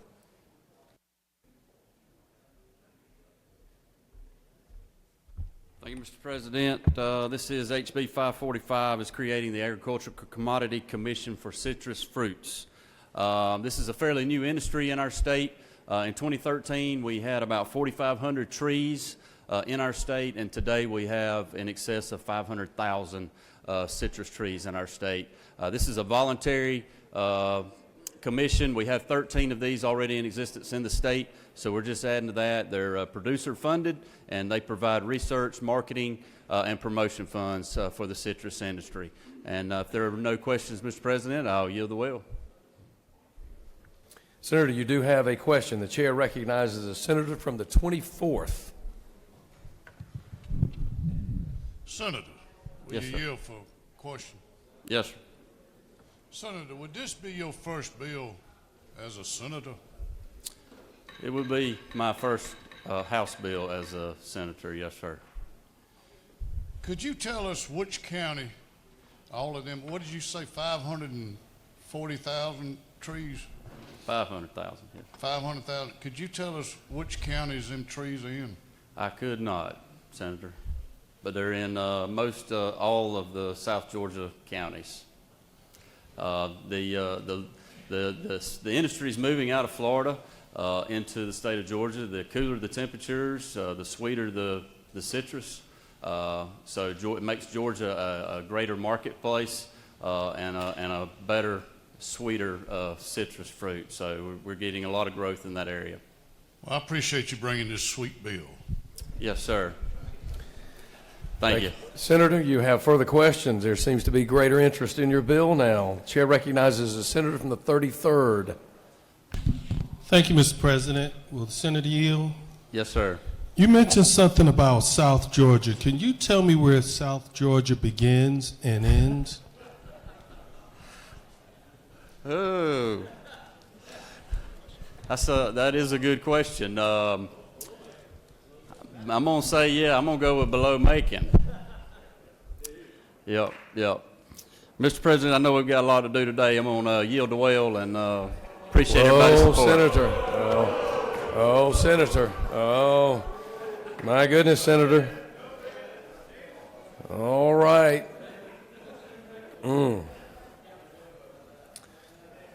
Don't have an answer for that one, guys. Does any other senator wish to speak for or against the measure? Well, Chair recognizes the senator from the 6th.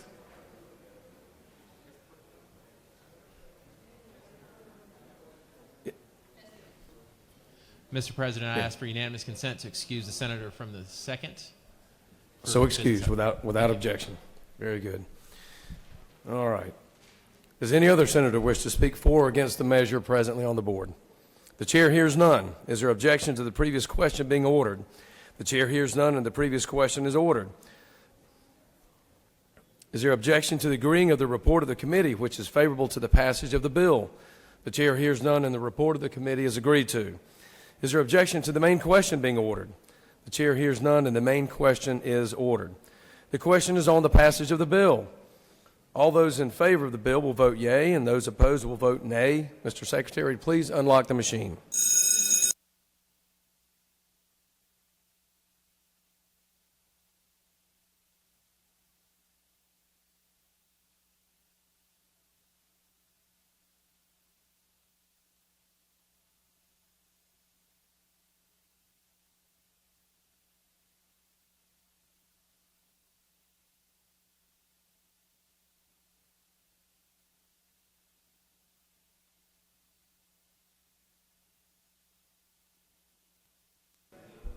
For what purpose does the senator from the 33rd rise?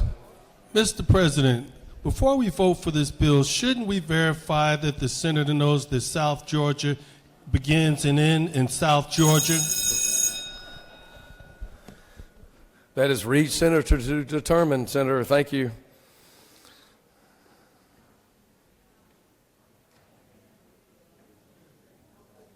On the passage of the bill, the yeas are 47, the nays are 3, and this bill, having received the requisite constitutional majority, is therefore passed.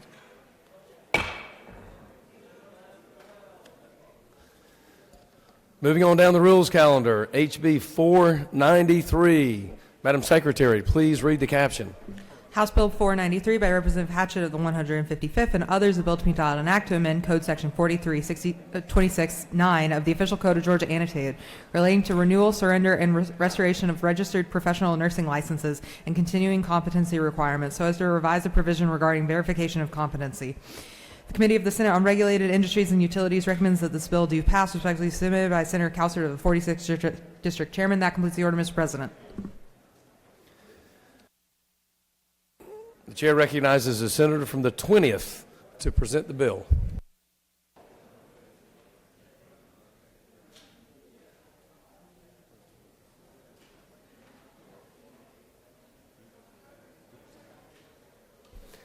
My apology. The chair recognizes the senator from the 50th as a substitute presenter for the bill.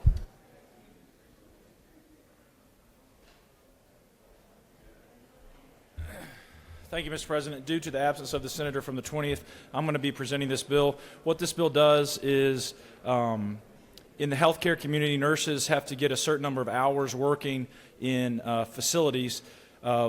As the law stands right now, they are not allowed to get recognized hours if they work in the VA hospital. This just includes VA hospitals in the list of accepted licensed facilities. If you have any questions, I'm happy to yield.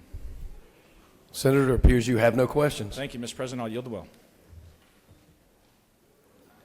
The senator has yielded the well. Does any other senator wish to speak for or against the measure? The chair hears none. Is there objection to the previous question being ordered? The chair hears none, and the previous question is ordered. Is there objection to the agreeing to the report of the committee, which is favorable to the passage of the bill? The chair hears none, and the report of the committee is agreed to. Is the objection to the main question being ordered? The chair hears none, and the main question is ordered. The question is now on the passage of the bill. All those in favor of the bill will vote yea. Those opposed, nay. And Mr. Secretary, please unlock the machine.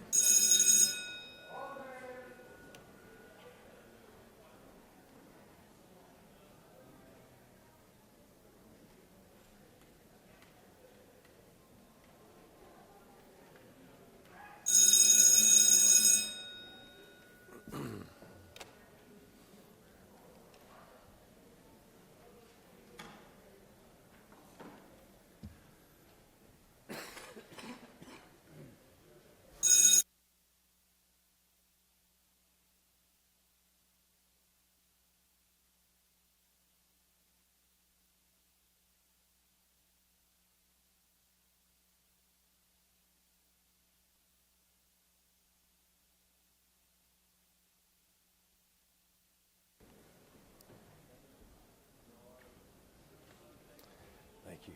I'm afraid to put it in my mouth. On the passage of the bill, the yeas are 50, the nays are 0, and this bill, having received the requisite constitutional majority, is therefore passed. Moving on down the rules calendar, the next is HB 414. Madam Secretary, please read the caption.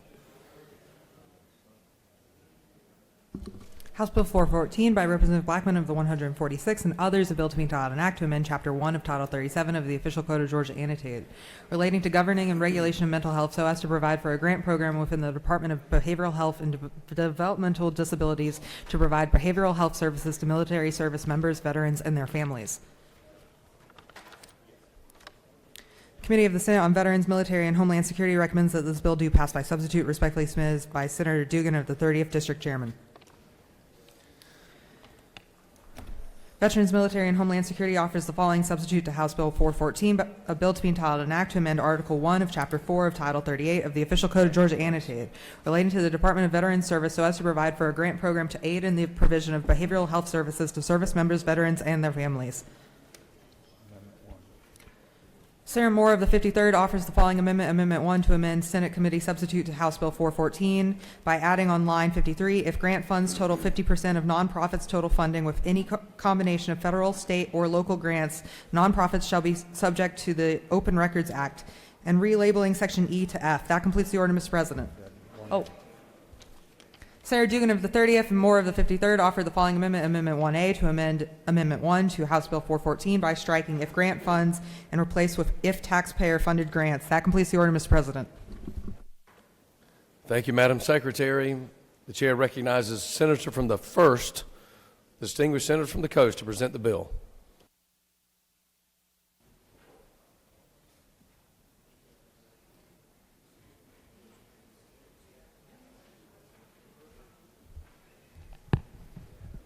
Thank you, Mr. President. Here presenting House Bill 414. This is pretty straightforward. Came out of the Veterans, Military, and Homeland Security Committee. And if a grant is available, the Department of Veterans Services would have matching and competitive grants relating to nonprofit community and behavioral health programs. This stems from a community health behavior facility down in my district.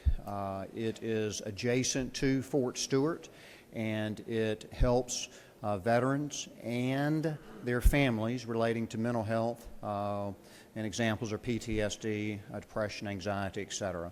It's been a success in our community, and they are looking to consider expanding it to the rest of the state, and that's basically what it does. Mr. President, I'll be happy to answer any questions if there are any questions, and then I would like to address the amendment or follow up on that if there are no questions. Senator, you have no questions. Thank you. The amendment, I'm going to let the chairman of the Veterans, Military, Homeland Security speak to the amendment and to the amendment to the amendment. How about that? Thank you. The senator has yielded the well. The chair recognizes the senator from the 53rd to speak to his amendment, which is Amendment Number 1.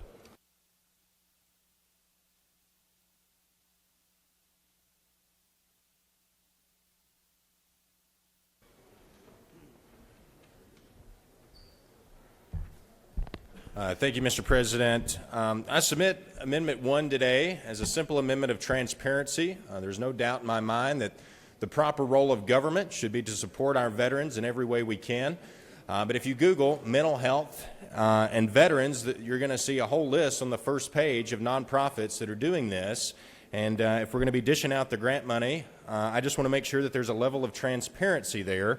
That's why I ask that if any combination of federal, state, or local tax dollars, as amended coming in 1A, that is subject to the Open Records Act. And with that, Mr. President, if there's no questions, I'll yield the well. Senator, you have questions. The chair recognizes the senator from the 42nd. Okay. Thank you, Mr. President. Will the senator yield? Absolutely. Thank you, Senator. So my question is, this language that you've added, does it appear in other statutory schemes as it relates to taxpayer grant funding? What's your familiarity with? It may. I'm not sure. I'm not aware. I just want to make sure that if it leaves this chamber, it's already been amended, right? This is just a substitute. It's already got to go back to the House anyway. Just want to make sure it's clear that they're going to be subject to open records, just so we can have an accountability of where the money's going if need be. And if you'll further yield, I'm certainly not at all opposed to accountability. I think it's important. I was just curious your level of knowledge. I mean, it would seem that this would need to theoretically be a fairly common change that we might want to make to other programs if such does not exist, which is why I was wondering what your base level of knowledge is about this type of language and this type of program. I'm not sure about that, Senator. Yep. Thank you. Chair recognizes the senator from the 37th. Thank you, Mr. President. Gentleman yield. Yes, sir.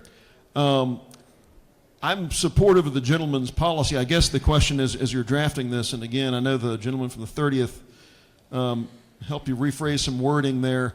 On line 6 of your amendment, shall be subject to the Open Records Act. I'm asking you, and maybe even parenthetically this body, instead of saying Open Records Act, would it be better to phrase that provisions of Article 4 of Chapter 18 of Title 50 of the Official Code of Georgia annotated? That is the Open Records article that deals with the whole framework. I don't know that Open Records Act is necessarily clean, but wanted to see if you might be friendly to an amendment that further specified the details. Yeah, there's an open spot for 1B, Senator. Thank you. All right. Chair recognizes the senator from the 43rd. Thank you, Mr. President. Does the gentleman yield? Yes, Senator. Is it not true that as a veteran, and to the question that's already been raised, is there any particular reason why veterans' mental health, you would prefer that it be subject to the Open Records Act? Because that's how important it is. I mean, I have a family full of veterans. I remember growing up and not being allowed to shoot off fireworks with some of my dad's friends that were in Vietnam because of shell shock. So I understand the issue, and I want to make sure if our funds are going to that issue, that it's subject to transparency, right? So that we're doing the absolute best job that we can. The worst thing that could happen would be taxpayer-funded money going to something that wasn't benefiting what our legislative intention is. Well, will the gentleman further yield? Sure. So is it not true that probably half of the state's funds go through that process and are not subject to open records? Well, maybe that's something we should consider as a body. I would be happy to work with you on that. Yes, ma'am. Thanks. Senator, you have no other questions. Okay. Thank you, Mr. President. I'll yield the well. The senator has yielded the well. The chair recognizes the senator from the 30th to speak to his amendment, which is 1A.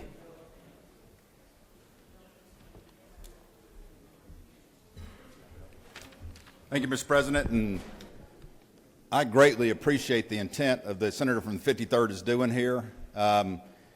This is not supposed to be intended to be an adversarial amendment to his amendment. It's designed to be cleanup. As y'all know, just from January through February of this year, we've had 3 National Guardsmen kill themselves, commit suicides because of mental health issues, because of multiple deployments. Anything we can do to strengthen their mental health care would be greatly appreciated across the state and used kind of as a model across the nation. Now, I just want to be clear, if this is federal dollars, state dollars, county dollars going in, then they should be accountable for them. There's a lot of grants that come in that have nothing to do with taxpayer funds. They should not be held under the same scrutiny, because if I'm entity X making a contribution to a cause that I believe in, then it's on me as entity X to do the audit to make sure that funding is done the way I had prescribed it be done. The tax dollars, we should hold them accountable. So that's all Amendment 1A does. Mr. President, if there's no questions, I will yield the well. Senator, you have no questions. Thank you. I yield the well. We have another amendment that's been filed, Amendment 1B, as in Bravo. Madam Secretary, please read Amendment 1B. Senator Setzler of the 37th and Tillery of the 19th offer the following Amendment 1B to amend Amendment 1 to House Bill 414 by deleting on line 6 of the amendment Open Records Act and replacing with the following provisions of Article 4 of Chapter 18 of Title 50 of the Official Code of Georgia annotated. That completes the order, Mr. President. Thank you. The chair recognizes the senator from the 37th to speak to his amendment, Amendment 1B. Thank you, Mr. President. Again, in the spirit of the gentleman's underlying Amendment 1 of open transparency, what Amendment 1B simply does is, rather than saying Open Records Act, it actually specifies the article within the code, Article 4, Chapter 18 of Title 50, which is the Open Records Act. That whole framework is packaged in a couple code sections, which is Article 4. That's all this amendment does. It just specifies exactly where that is and doesn't leave it open to the broad language of the Open Records Act. Glad to take questions. Senator, you have no questions.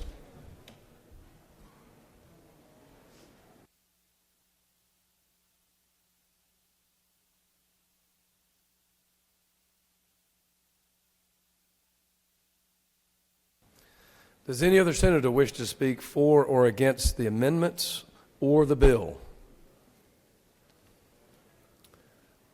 Chair hears none.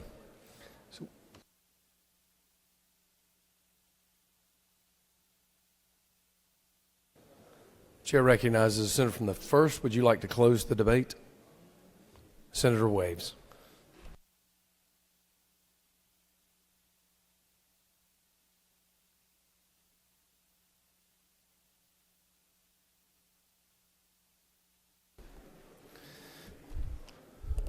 On the amendments, beginning with 1A, as in 1 alpha, is there objection? The chair hears none, and Amendment 1A is adopted. On Amendment 1B, as in Bravo, is there objection? Chair hears none. Amendment 1B, Bravo, is adopted. Now on the main amendment, Amendment 1. Is there objection to Amendment number 1? There is an objection.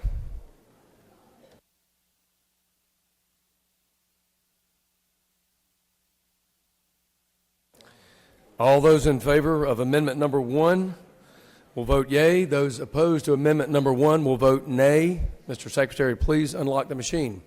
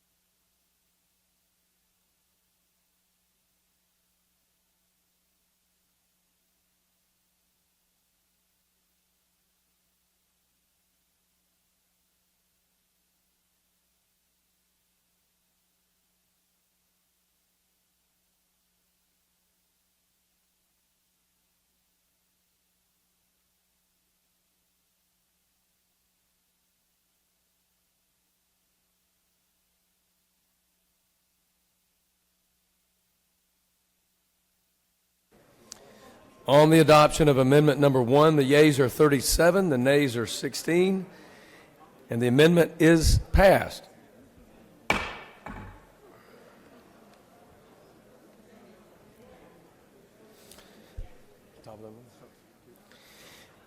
The question is now on the adoption of the committee substitute as amended. Is there objection to the adoption of the committee substitute as amended? The chair hears none. The committee substitute is amended as adopted. Is there objection to agreeing to the report of the committee, which is favorable to the passage of the bill? The chair hears none, and the report of the committee is agreed to. Is there objection to the main question being ordered? The chair hears none, and the main question is ordered. The question is now on the passage of the bill by substitute. All those in favor of the bill will vote yea. Those opposed will vote nay. Mr. Secretary, please unlock the machine.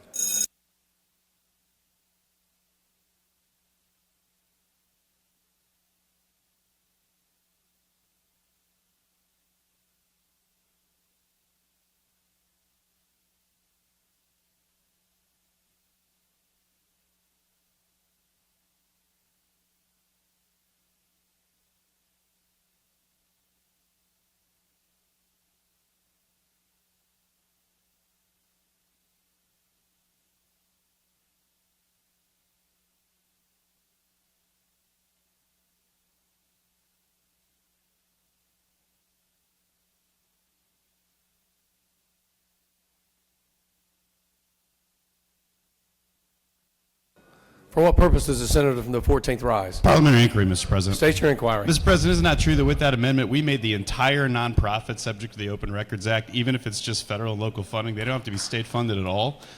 And so now those nonprofits will be subject to exhaustive open records requirements, just like state agencies. Is that not true, Mr. President? The senator is passionate of that which he speaks. On the passage of the bill, the yeas are 51, the nays are 0. This bill, having received the requisite constitutional majority, is therefore passed.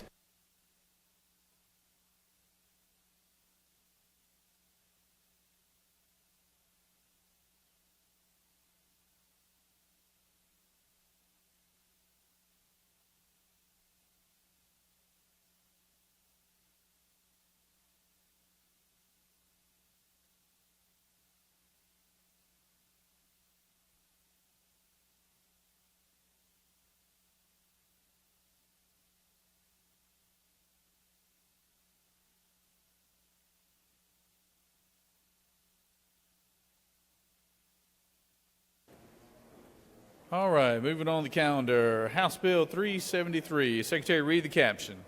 House Bill 373 by Representative Jones of the 60th and others, a bill to be entitled an act to amend Chapter 4 of Title 1 of the Official Code of Georgia annotated relating to holidays and observances so as to designate September 11th of each year as First Responders Day in Georgia. The Committee of the Senate on Rules recommends that this bill do pass, respectfully submitted by Senator Brass of the 28th District Chairman. That completes the order, Mr. President.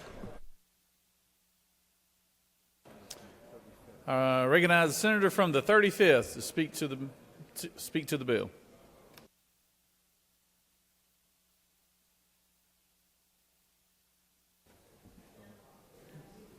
Senator's going to speak from her chair. We're going to make an exception for the senator. Thank you. Thank you, Mr. President. I stand for the firemen, police, EMTs, and all public safety personnel and our healthcare professionals by offering HB 373. It's a bipartisan piece of legislation, and it will just recognize invaluable service to our community that so many essential workers have presented since 9/11/2001. The first responders often put their lives on the line each day when we dial 911. Police and firemen have no guarantee when they answer a call if they will make it home safely or without injury. So our EMTs must be on call for 24 hours to help rescue Georgians experiencing a medical crisis. And of course, we know the pay for these responders does not equal the risk that they put on their lives when answering the 911 calls. So colleagues, I ask for your favorable decision on voting for remembering the sacrifice, patriotism, and humanity of so many who showed their humanity and their their against the terrorists who really struck fear into the lives of all when they went into the Twin Towers 22 years ago. So, Mr. President, if there are no questions, I'd like to just ask my colleagues for their favorable vote on HB 373. There are no questions, Senator. Does any other senator wish to speak for or against the measure? Chair hears none. Is there objection to the previous question being ordered? Chair hears none. The previous question is ordered. Is there objection to agreeing to the report of the committee which is favorable to the passage of the bill? Chair hears none. The report of the committee is agreed to. Is there objection to the main question being ordered? Chair hears none. The main question is ordered. The question is on the passage of the bill. All those in favor vote yea. All those opposed nay. Secretary, unlock the machine.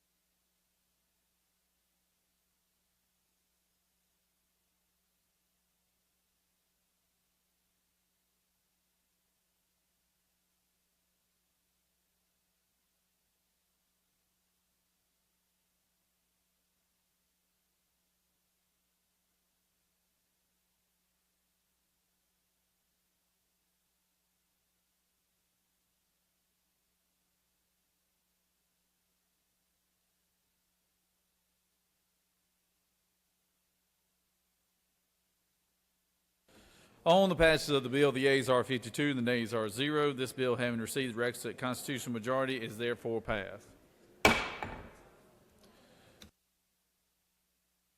Moving on, House Bill 207. Secretary, read the caption. House Bill 207 by Representative Rhodes is the 124th, and others a bill to be titled an act to amend Article 1 of Chapter 7 of Title 52 of the Official Code of Georgia Annotated, relating to general provisions relative to registration, operation, and sale of watercraft so as to provide for the carrying of night visual distress signals upon coastal waters of this state during certain hours. The Committee of the Senate on Natural Resources and the Environment recommends that this bill do pass. Respectfully submitted by Senator Anderson of the 24th District Chairman. That completes the order, Mr. President.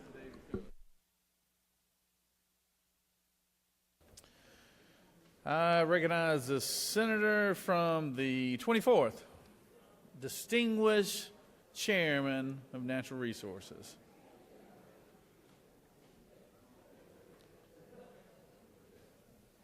I don't know how you got this House member tricked you into carrying this bill either, Senator. It's hard. Thank you, Mr. President. This is a department bill for Commissioner Mark Williams. It just brings upgrades to lighting systems on all vessels that's on the coastal waterways of the state, that they have the proper lighting for at night.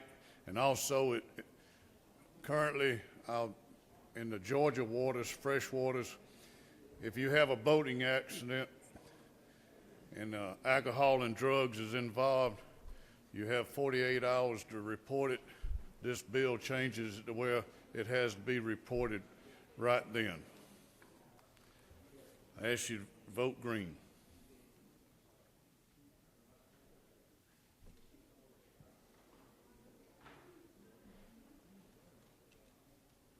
You have no questions, Senator. Thank you. Does any other senator wish to speak for or against the measure? Chair hears none. Is there objection to the previous question being ordered? Chair hears none. The previous question is ordered. Is there objection to agreeing to the report of the committee which is favorable to the passage of the bill? Chair hears none. The report of the committee is agreed to. Is there objection to the main question being ordered? Chair hears none. The main question is ordered. Questions on the passage of the bill. All those in favor, yea. Opposed, nay. Secretary, unlock the machine.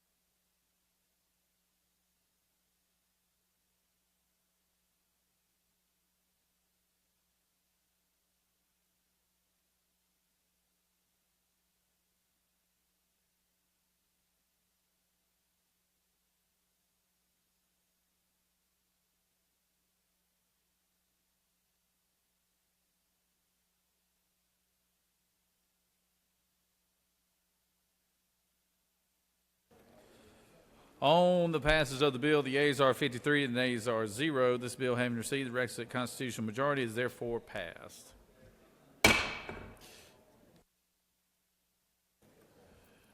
Finishing up with House Bill 35. Secretary, read the caption. House Bill 35 by Representative Hitchens of the 161st and others, a bill to be entitled an act to amend Chapter 2 of Title 52 of the Official Code of Georgia annotated, relating to Georgia Ports Authority so as to provide for powers of the authority to expand the arrest authority of officers of the Georgia Ports Authority in certain circumstances. The Committee of the Senate on Transportation recommends that this bill do pass by substitute, respectively submitted by Senator Dolezal of the 27th District Chairman. Senate Committee on Transportation offers the following substitute to House Bill 35, a bill to be entitled an act to amend Chapter 2 of Title 52 of the Official Code of Georgia annotated relating to Georgia Ports Authority so as to provide for powers of the authority to expand the arrest authority of officers of the Georgia Ports Authority in certain circumstances. That completes the order, Mr. President. Recognize the senator from the 1st to speak to the measure.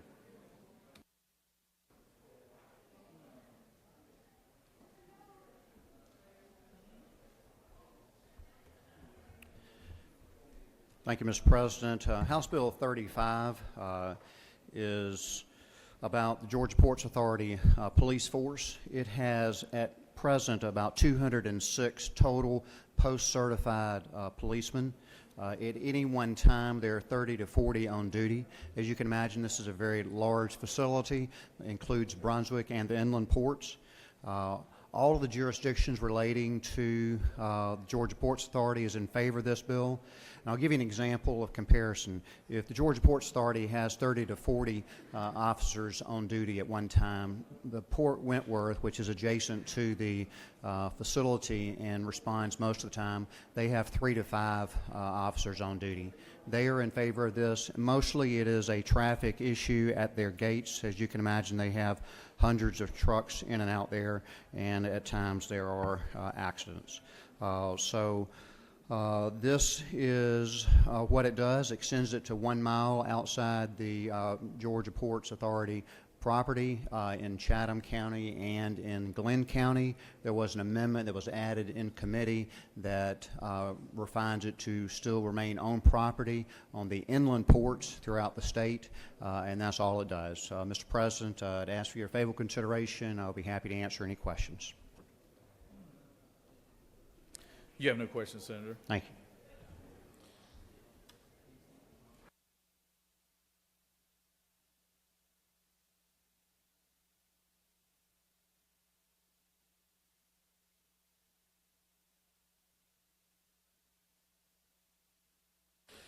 Does any other senator wish to speak for or against the measure? Chair hears none. Is there objection to the previous question being ordered? Chair hears none. The previous question is ordered. The question is on the adoption of the committee substitute. Is there objection to the adoption of the committee substitute? Hearing none, the committee substitute is adopted. Is there objection to agreeing to the report of the committee, which is favorable to the passage of the bill? Chair hears none. The report of the committee is agreed to. Is there objection to the main question being ordered? Chair hears none. The main question is ordered. Questions on the passage of the bill. All those in favor, yea. All those opposed, nay. Secretary, unlock the machine.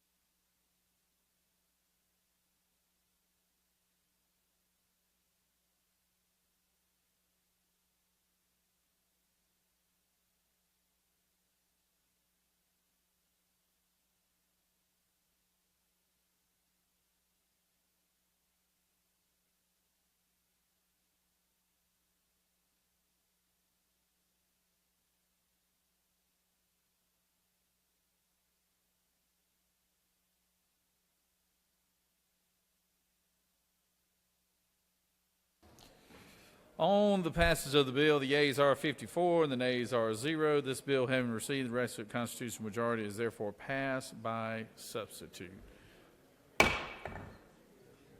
The senator from, the pro tem has lunch for everybody in the anteroom here. So we got a few more things we're going to try to get done today, but the pro tem has been kind enough to provide everybody with lunch today. So at the appropriate time, the food will be waiting on you ladies and gentlemen in here. So I recognize the senator from the 17th for a motion. Mr. President, I ask unanimous consent that Senate Rule 3-1.2A be suspended so that a series of local bills can be read and assigned to committee. The senator has moved. Secretary, read the caption. Is there objection to the motion? Without objection, Secretary, now read the caption. And it's about 6 bills in a row, just so everybody's on the same page. 6 bills in a row, and I'll assign them as they read them, each one of them. So, Senate Bill 311 by Senator Strickland of the 17th and others, a bill to be entitled an act to amend an act providing homestead state and local exemptions. government.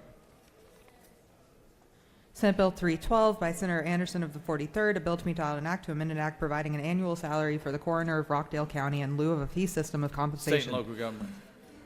Senate Bill 313 by Senator Anderson of the 43rd, a bill to be entitled an act to amend an act creating a magistrates court of Rockdale County approved March 13, 1978, State as and local amended. government. Senate Bill 316 by Senator Anderson of the 43rd, a bill to be entitled an act to amend an act providing an annual salary for the judge of the probate court of Rockdale County in lieu of the fee system of compensation approved March 4th, State and 1969. local government. Senate Bill 317 by Senator Estevez of the 6th and others, a bill to be entitled an act to amend an act to continue the existence of the Atlanta Independent School System under the management and control of the State and Atlanta. local government. That completes the order, Mr. President.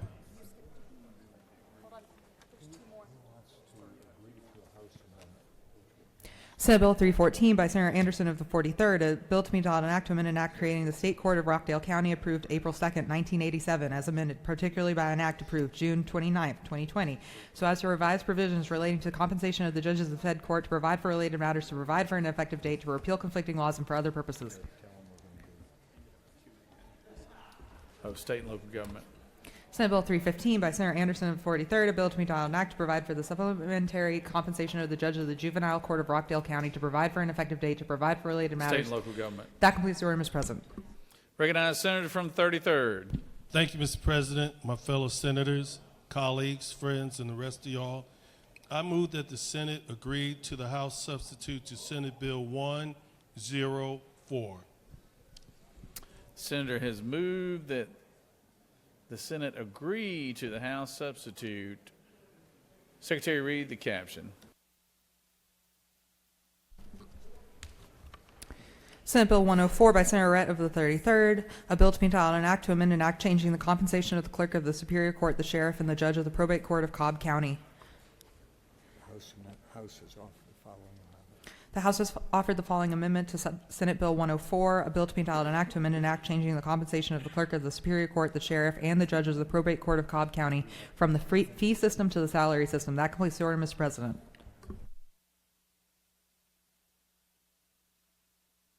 I recognize Senator from the 33rd to speak to the bill and the motion.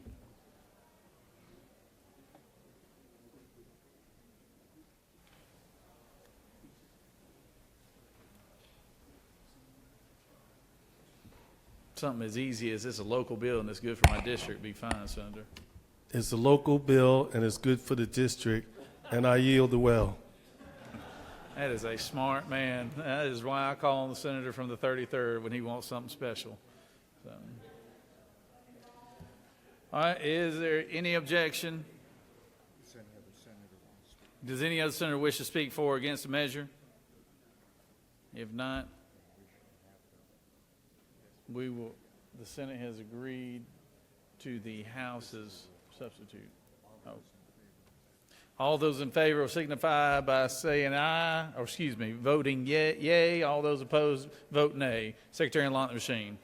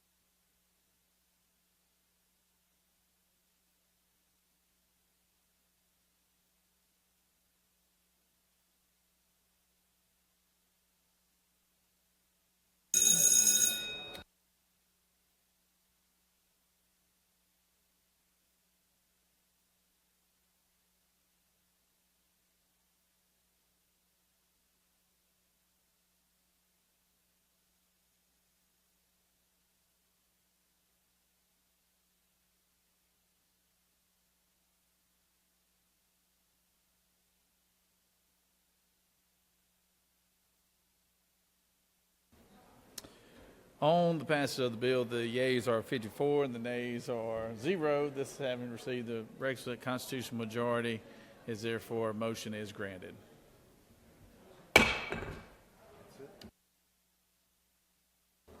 Recognize the majority leader for a motion. 10-4. Okay. Thank you, Mr. President. I move that the Senate stand adjourned until 10 a.m. on Tuesday, March 21st. Majority leader has moved. Secretary, read the announcements. The Rules Committee meeting will happen upon adjournment in 4:50 of the Capitol. Agriculture and Consumer Affairs Committee meeting is canceled. The Transportation Committee meeting will happen at 1 p.m. in Mez 1 of the Capitol. The Government Oversight Committee meeting will happen at 2 p.m. in 307 CLOB. The Health and Human Service Committee meeting will happen at 2 p.m. in 4:50 of the Capitol. The Finance Committee meeting will happen at 3 p.m. in Mez 1 of the Capitol. The Appropriations Compensation Subcommittee meeting will happen at 4 p.m. in 4:50 of the Capitol. And the Judiciary Committee meeting will happen at 4 p.m. in 307 CLOB. That completes the order, Mr. President.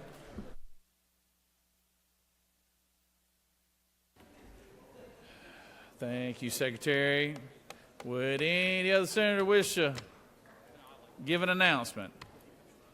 All right. So the majority leader has moved. All those in favor of the majority leader's motion signify by saying aye. All those opposed, no. The ayes clearly have it. We're adjourned.